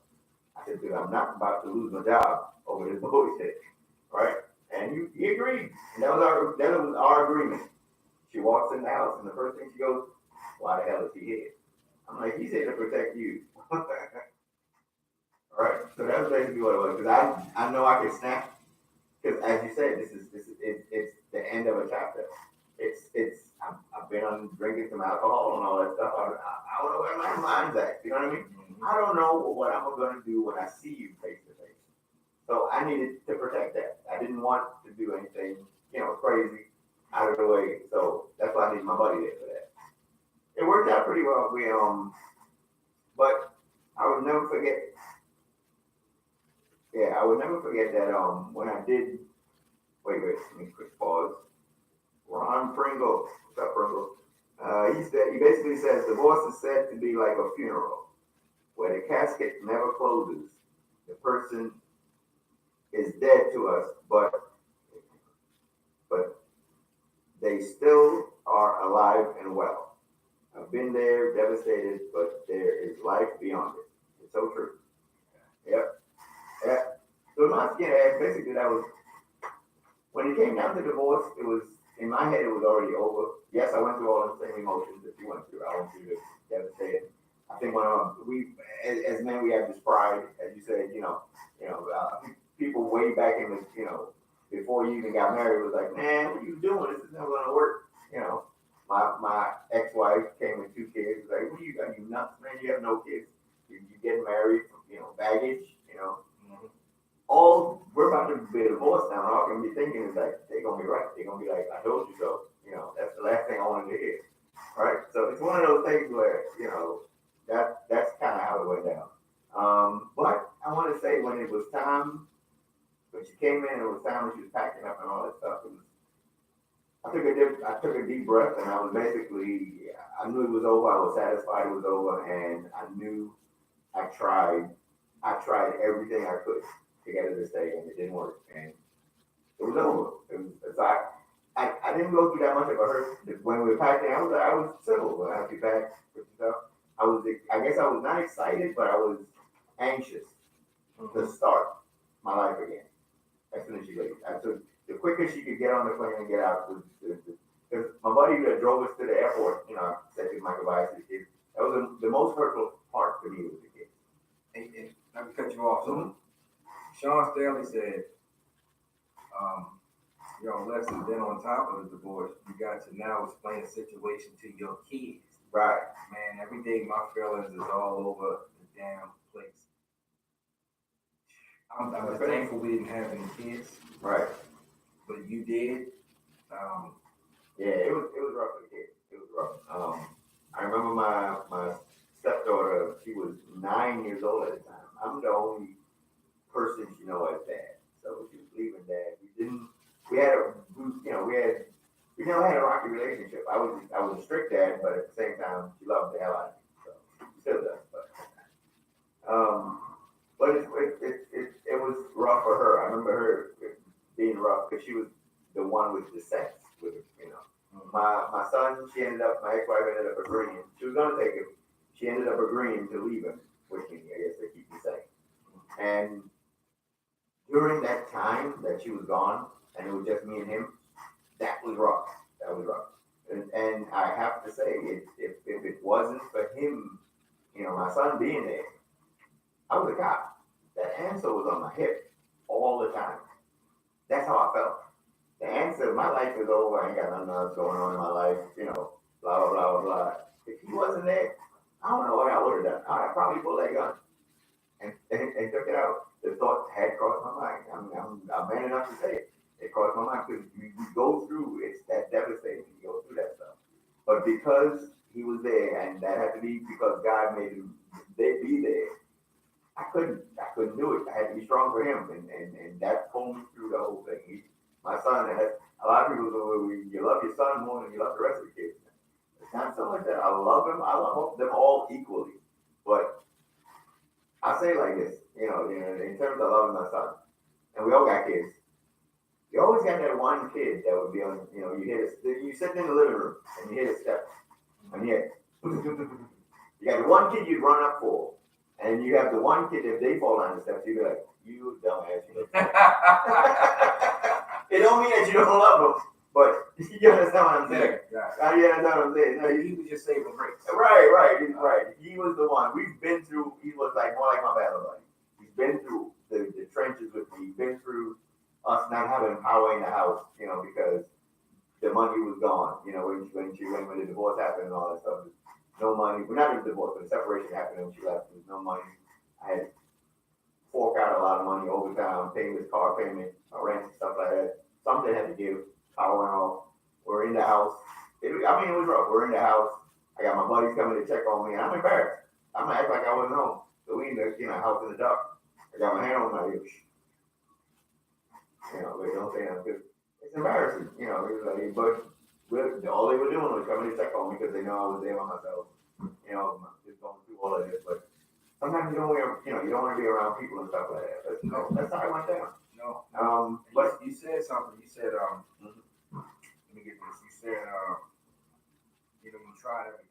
Yeah. You tried everything to salvage the marriage. Right. That's what hurt, I think, the most. Oh, right. That my best wasn't good enough. Wasn't good enough. Right. You know, that's what I think about.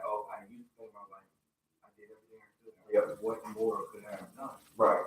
What more? And it's something that goes through your mind a lot. Especially when you're not the reason you wanted the marriage to end. Yeah, someone else makes that decision for you, right?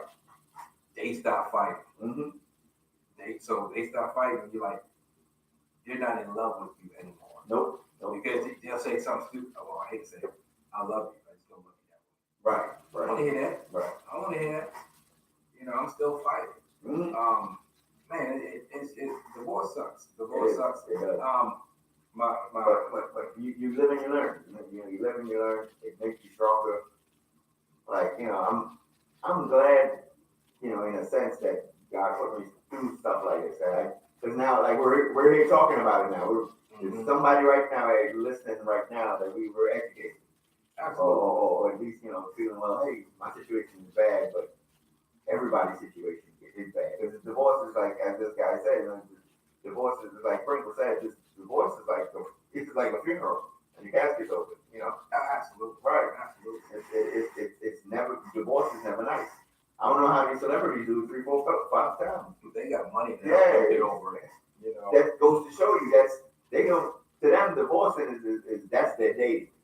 Mm-hmm. That's their dating. They married today, then divorced, married today. No, that's not how it goes.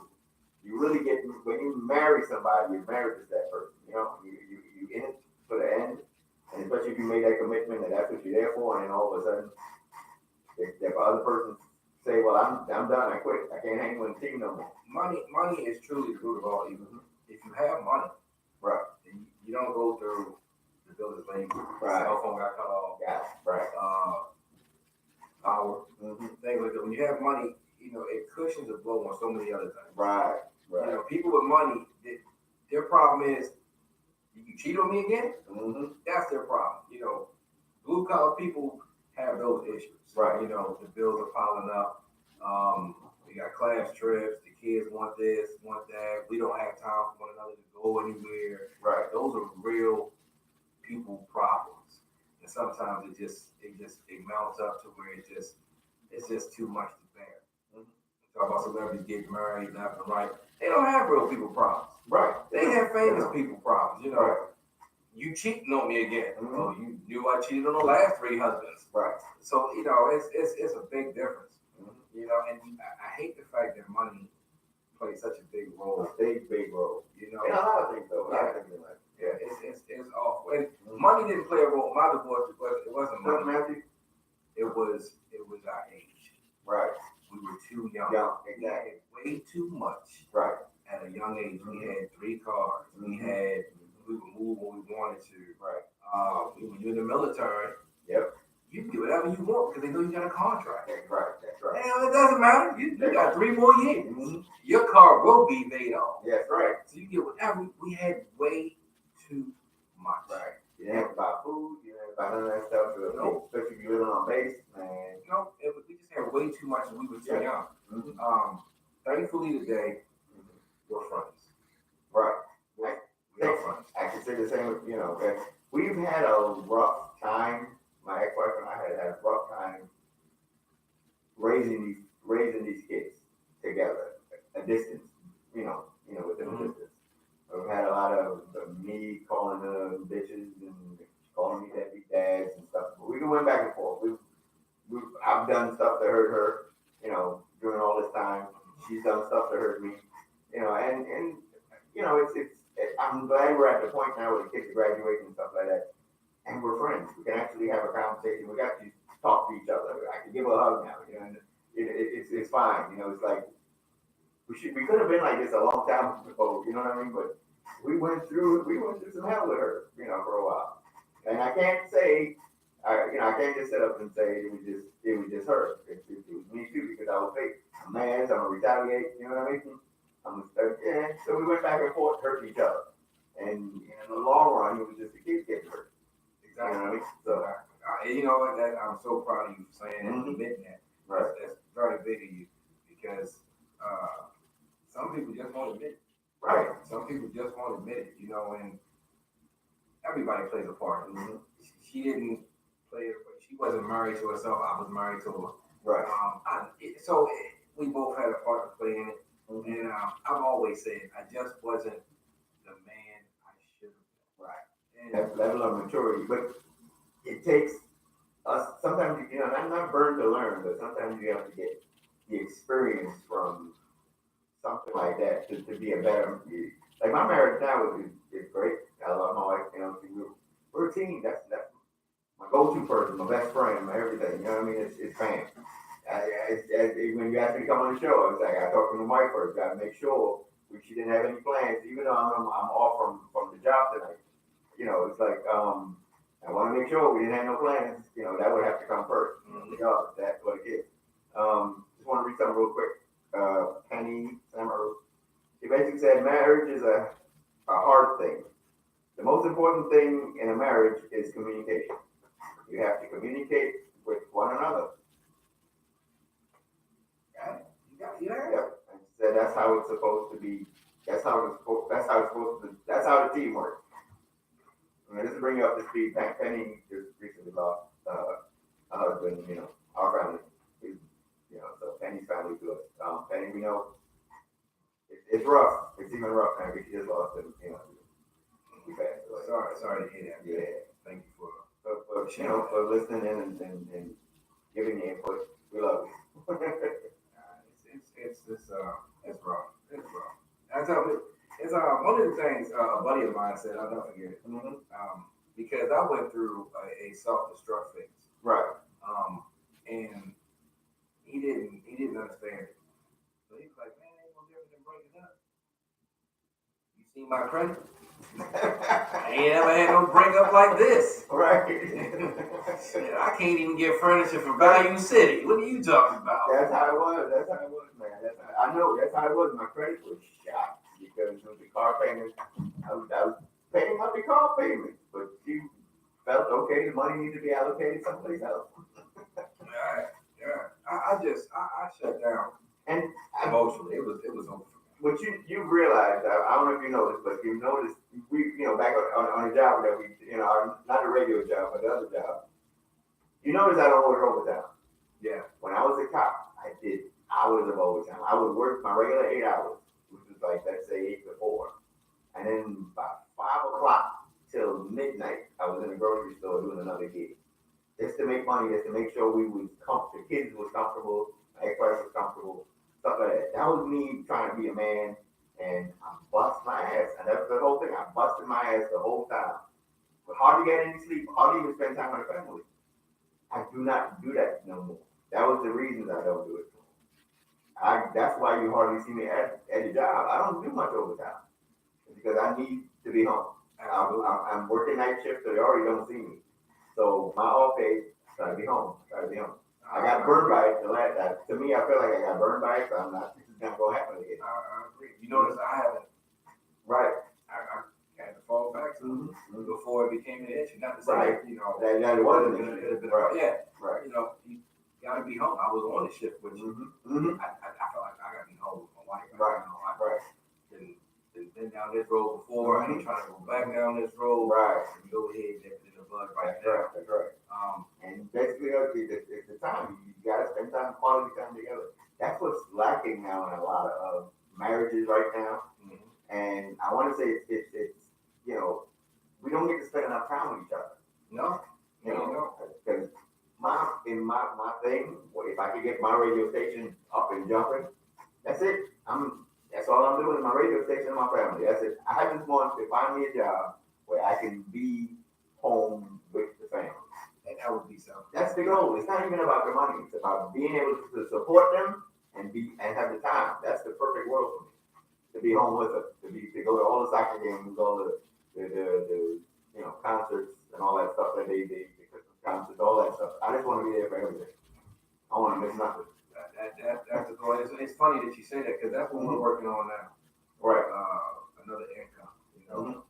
Just a little bit more money coming in, so we can have that financial freedom where we can do a little bit more, fall back from the regular 9 to 5s. That's at the end of the day, like I said, we don't spend enough time with each other. Mm-hmm. And if you look at this economy, it's unfortunate because you do have to go to work. You do need 2 people in the household working. And then you turn around, you got the kids in the household. You got to be there for the kids, but you still need to go to work. They have needs, and so you got to make sure there's money for them and money for y'all. And I see you, so thanks for you turn around and you don't have enough date nights. Right. Because you go into soccer games and practices and all that stuff, that's your date night. Right. And that goes back to what we were talking about earlier when we were talking about marriage is a work. It is a lot of work. That's the work we're talking about. It's not so much that you got to work out, put up with that BS. That's part of it, but the work we're talking about is that making sacrifices, that making time for each other. Because in this world and the climate we live in now, it takes away from it. You have to make that. You know what I mean? You have to actually make just as much as you make a schedule at work. You got to make a schedule for the family. Absolutely. Right. You have to make plans. You have to sitting around. You got to got stick to to it. stuff. You got to stick to it. As Right. hard as it is, things come up and you'll be tired. Like your day off, you're like, look, I just want to lay down. And you got to stick to it. You got to go ahead and put forth that out. I'll tell you a quick story real fast. What always keeps me grounded. So with my divorce, my divorce, my daughter was it was only about a year. Or she was just a couple months. She didn't make a year yet. And she was gone. So, like my boys now, my Christian and Gio, they'll say, well, hey, Dad, can you sit outside while we jump on the trampoline?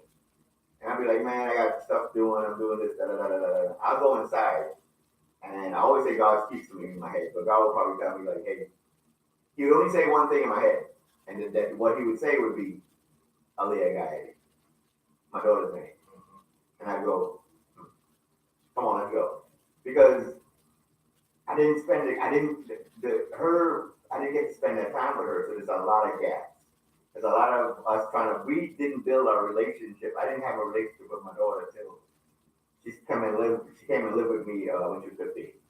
So that's when we grew and finally got a relationship. And I was the one. It was the hardest thing because I'm trying to get a relationship with a teenager. It was crazy. But now I know that at any point in time, I could be, I don't know when this voice could be gone or I could be gone. Mhm. I want to spend as much time as I can, and get the timing. So that's kind of like one of the things where I go out. They want to go jump on a trampoline. I always have to put the work away. Like you know what? I'm gonna spend time with these kids, and I can do the work later. Do the work come up later. You know what I mean? I agree with you. Mhm. I agree with you. I'm the same way. You have to. Mm-hmm. You have to. I said it. I made a post the other day. Right. Let her make time. Right. Let her make time. Right. I'm not gonna say kids for long. Right. Exactly. Them not gonna say. That was one of the best advice my dad ever gave me when I was going through all the rough visitation stuff and all the stuff through the divorce. My dad would always, he always gives me the weirdest advice, but one advice that stuck to my head. He said in a little Trinidad language, children don't stay small. That's what he said. That's how they say it in Trinidad. He's like, children don't stay small. They grow up. Yeah. And they grow up fast. And then I thought of it and I was like, okay. But every year I saw it. I saw what he was talking about. And, there were times when hurtful things when my ex-wife would tell the kid, well, I wasn't giving no money and stuff like that. I remember my daughter coming to me one day when she was she was about 13. She comes to me and she's like, Dad, how come you never send any money to mom? I'm like, what? So I go over, I pull the laptop up and I open it up. And I had it set up in there where she saw where the money was coming out. Mm-hmm. I said, you look at it and see what you see. And she saw it and she was like, well, why would you say that? I said, don't judge your mother. Because one thing you don't want to do, my beef with your mother is my beef with your mother. That's your mother, and you're going to respect your mother. That's basically how I kept it with all the kids. You know what I mean? My thing is, if you get mad with her, that's on you, but don't get mad at her for stuff with my stuff. Yeah. You know what I mean? That's mighty big. Right. I'd have been totally different. Right. But a lot of people would tell, I had a lot of people, my sister-in-law, Cindy right now, I remember when we had just got, Pam had just got married. She would always tell me, you can't say anything bad. You can't say anything bad about his mother in front of him. I was like, you won't believe how much I want to say. But it's hard not to say it. Mm-hmm. But it works itself out in the end because he formed his own decision. But at the same time, he respected his mother because I wanted to make sure, regardless of what, that's going to be your mother. Yeah. So it's one of those things where people tend to, they try to get kids pulled in the middle. And that's just wrong. You can't do that. You can't do that. You gotta leave the kids out of it. Leave the kids out of it. Because regardless of what, that's their dad, that's their mom. That's how it's going to be. And I said last week, at one point in time, you cared enough about this man to let him squeeze between those thighs. That's right. To lay down. And use protection. Right. Vice versa. So leave the kids out of it. Yeah, leave the kids out of it. And like I said, divorce is just so ugly. I see. I remember. I'm not sure. I'm sure it gets done, and but I haven't heard much of it. But back in the day, it was something that was common practice when it came to divorce courts. Right. The kids were in the divorce court. Wow. And they would have the kids kind of, speak like who you want to be with mommy, right? You want to be, and I had friends. I went to a private school. Right. And they would talk about it. And at the time, I didn't. You got a kid, you don't. What they're talking about. Right. I never been a part of it. Mm-hmm. But as I got older and I remember those stories, and I thought about how my friends would act out in class and was always in trouble in the principal office. Mm-hmm. I think about it now, and it's like, wow, they were acting out because of stuff that was going on at home. That's right. They would drag you divorce court, and forced to make a decision. Mm-hmm. The old folks say children. Children learn what they see. Mm-hmm. Yeah, and that's what they see. That's what they can learn, and that's what they're gonna apply. Yeah. And you got to show them different things, different ways of doing things, dealing with things, or the correct way. And that's the wrong part. You see the wrong part, the wrong side of it. My dad wasn't always the perfect father figure, but I love him to death. You know, he whooped my ass all the time. He was abusive. Well, I would say he was abusive. In the terms now, he's abusive. Back then, he wasn't. Back then, it was you needed to whoop your kid's ass. You know, now, you know, he would have been abusive. He probably wouldn't have been arrested for child abuse. Right. But he's not my favorite person. And, you know, he wasn't always my favorite person, but I love him to death now because the negative that all the stuff that I missed as a child is what I know now that I need to apply to my kids. And that makes a difference. My father never hugged me and played with me and stuff like that when I was growing up. The whole time. It was really uncomfortable if he put his hand on me or something like this. Just the simple touch was odd because he was always, every time I saw him, he was yelling at me or something. And that's how I grew. I remember when I was finally grown and done with school and I'm leaving to go to college and leaving the island. And I'm ready to go. I'm about to be away from him. I'm ready to go. My grandmother's walking through the gate. And he calls me back. It was crazy because he calls me back, going through the gate and calls me back. And I look back and he goes, come here. Think he's gonna give me a couple of dollars or something. So I run back over there.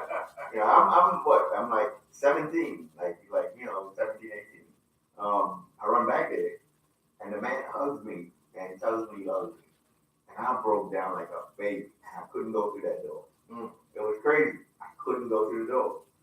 I was stuck. That like I need why didn't you say this before? Now I didn't want to go. I did not want to go. That was one of the turning points for us.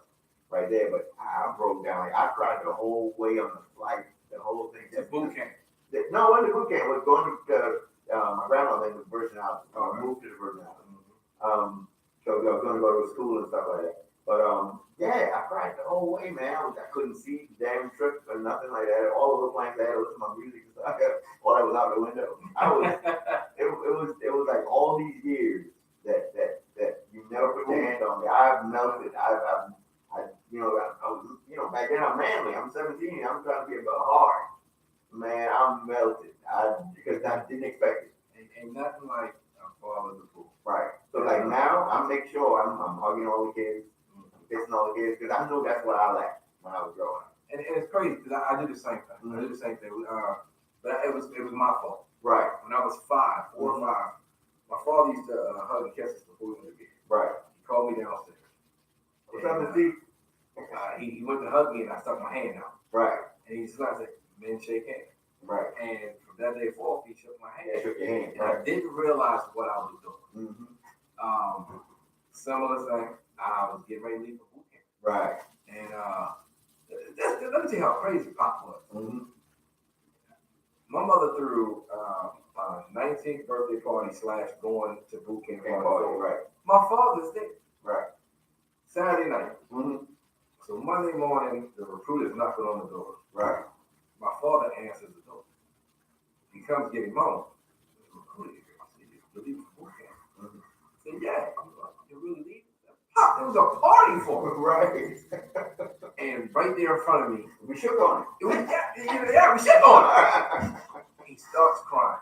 Oh, wow. And I start tearing up. I'm like, my cousin Manny's there. I'm like, Pop, what's wrong? He's like, I didn't think you was going to leave us. Right. A few years ago, it was, this boy's stupid. I don't think he's going to leave us. Right. Right. Today, it was, I didn't think he was going to leave us. You really is leaving. Right. And we hugged and I left and I felt bad. It's like, oh my God, I'm leaving Pop. Mm-hmm. But when I came home from boot camp, Right. it was the greatest thing in the world. I saw the look on his face when I came in with the uniform on. He hugged me. Right. It was just the greatest thing in the world. And father's approval, we love our mothers. Yeah. You know, my father's approval is woo. You can't top that. Man. Right. Right. You You can't know top that your father's proud of you as a son. that. As a son, As and a then son. it has something to do with you, the man you become. Right. Right. Because mom is gonna love you whether you screw up, Yeah, whatever, But when dad gives that approval, look at my son, the man. Right. It means so much. Yeah. I remember the conversation because I was a cop and him and my uncle came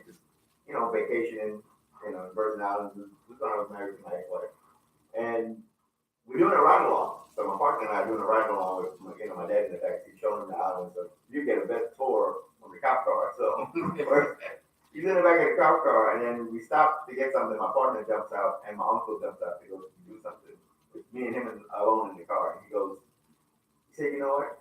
He said, out of all the stuff you've done in your life and all that stuff, he said, I am proud of you.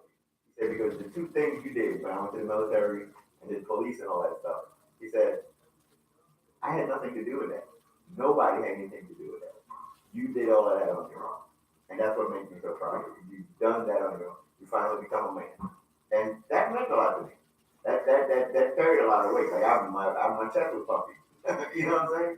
Like I was bulletproof at that point. There you go. Yeah, that motivated me so much that okay, I got the approval. You know. That's everything. I know we got off the divorce topic. We needed to.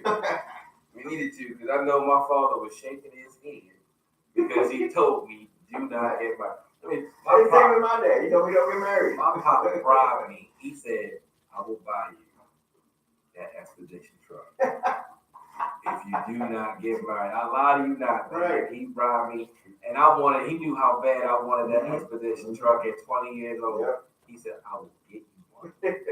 Just do not get married. Married, right. You know, and it messed me up because this is the same man who gave me the bird and bees talk about why you want to marry someone with raggedy coochie and da da da. Right. You know, why you want to be with somebody, have sex with raggedy coochie, you want to get married and be with someone. That way it's good and it's wholesome. So when I go ahead and try to get married, now all of a sudden, this is what he told me. You ain't slept with enough women. He told me my penis was going to fall off 5 years ago. Now I ain't slept with enough women. Right. You know, and he's offering expedition trucks, he's offering prostitutes. I'm like, oh, it's just too much for my mind. I don't know what's going on, you know, but man, you know, and I'm gonna tell you the crazy thing is, so and I should have known that he was even less true. Right. He was my best man. Oh, okay. My father was my best man. Right. He picked the tux up. Mm-hmm. He never tried the tux on. Never tried it on. He's walking down the aisle and his pants is underneath his shoes. It ain't been happening. It ain't been happening to nothing. I just looked at him and I said, man, if this ain't the sign up, I told you I ain't gonna get married. It's a joke. Yeah. He's walking down the aisle and he got these pants, man. Right. All you see is the tip of the shoe because the pants leg is covering Right. about 80% of the shoe. I missed my papa something special. Oh, man. He was funny, man. He was funny. And he didn't look too heartbroken when I told him we was getting divorced. Right. He did. Make sure you get that last name. See, that's what it is. We can't have her out in these streets with the Lindsay name. You know. But, man, oh man. Yeah, I got so many I told you those from my dad. It's like the biggest disappointment. Yeah, I know. Man, fucked up again. Who keeps telling them to be here for these moments? Right, exactly. You know, I don't mind if mom know. If mom know, you know, my mother, I've had so many embarrassing moments. Right. Damn, I should have done that What's moment. up, Eddie? And my mom has been great about it. Right. She say her little slick stuff, Mm-hmm. but that's my mom. I know, don't worry about it, you my baby. Right. I know she'll still cook for me, whatever. I'm okay. You can screw up all you want. Mothers will be there. Yeah, You can live it out your car. Your mother will be like, you got enough money? Yeah. Pop, I would look at her. He'd be sitting out the backyard. He would be sitting in a chair with his feet up on something, his flip flops off. He had his hat on, and I could see he was just thinking, "Where the hell did I go wrong? Did I not show him how to be a man? That's right. You know, That's right. did I not teach him what it would take to be successful Exactly. in this world?" Mhm. And I would come up and I put my hand on his shoulder, "Hey, Pop," and he'd just look at it. "Hey, Mom," I could see in his eyes like, "Big dummy." Yeah, exactly. Like a month. Yeah, it's like, "Hey, Pop." I know I used to kill him when I used to walk down the alley and I come into the yard. He'd be up there grilling like, "I got to put some hot dogs on for him. Right. He ain't worthy of it." Right. You ain't worthy of hot dog. You'll never be a good man. Nah. But Yeah. me marrying my wife today, Right. he was happy for it. It's the same with my dad. Me marrying him, he was happy. He pushed for it. I don't know what, it was the biggest wedding I ever had. think the wedding was more for him and her dad. Oh, probably. It wasn't even for us. Like, we were just happy to be married. He was happy. He really loved my wife. He So, really loved her. You know, it was something. So, hey, son's working for me. Son's working for me again. That's doing overtime. Yeah. What? Yeah. Son's working overtime and said she want a man. Dang. Go ahead, son. You know. That's pride. We're almost to the end of our show. $68. I want to thank Reagan for coming on. This has been fun. This is the way I wanted to end the season. Right. We had a pretty good discussion. Yeah. Shout out to Black Jack, who is normally here. He flew out to Atlanta. He's single, so he's holding. Oh, okay. Yeah, he's single. He ain't got to worry. Back to the first topic we covered, dating. Yeah, he's dating. Right. He's dating. I don't know what kind of dating he's doing because I haven't seen no pictures of any females. Oh. So he's probably just tricking, one night stands, all that fabulous stuff. I want to thank everybody for tuning in and supporting the Lounge the last 4 years. As always, I love you guys. Thank you for keeping the Lounge group fresh. Over 4,000 members strong. I will be back. The show will be back in August. It's going to do something a little different, bring in another flavor. Got some new things coming out. Hopefully I can get with Reagan and his station and we can do something fly. Hopefully we don't get divorced for whatever it is we come up with. Hey, but check this out. Y'all take care of yourselves. Be strong. And just keep on making it happen. Whatever it is you're doing, keep making it happen. Stay positive and smile every day. My man Reagan. I'm your boy RL. See you later. Peace.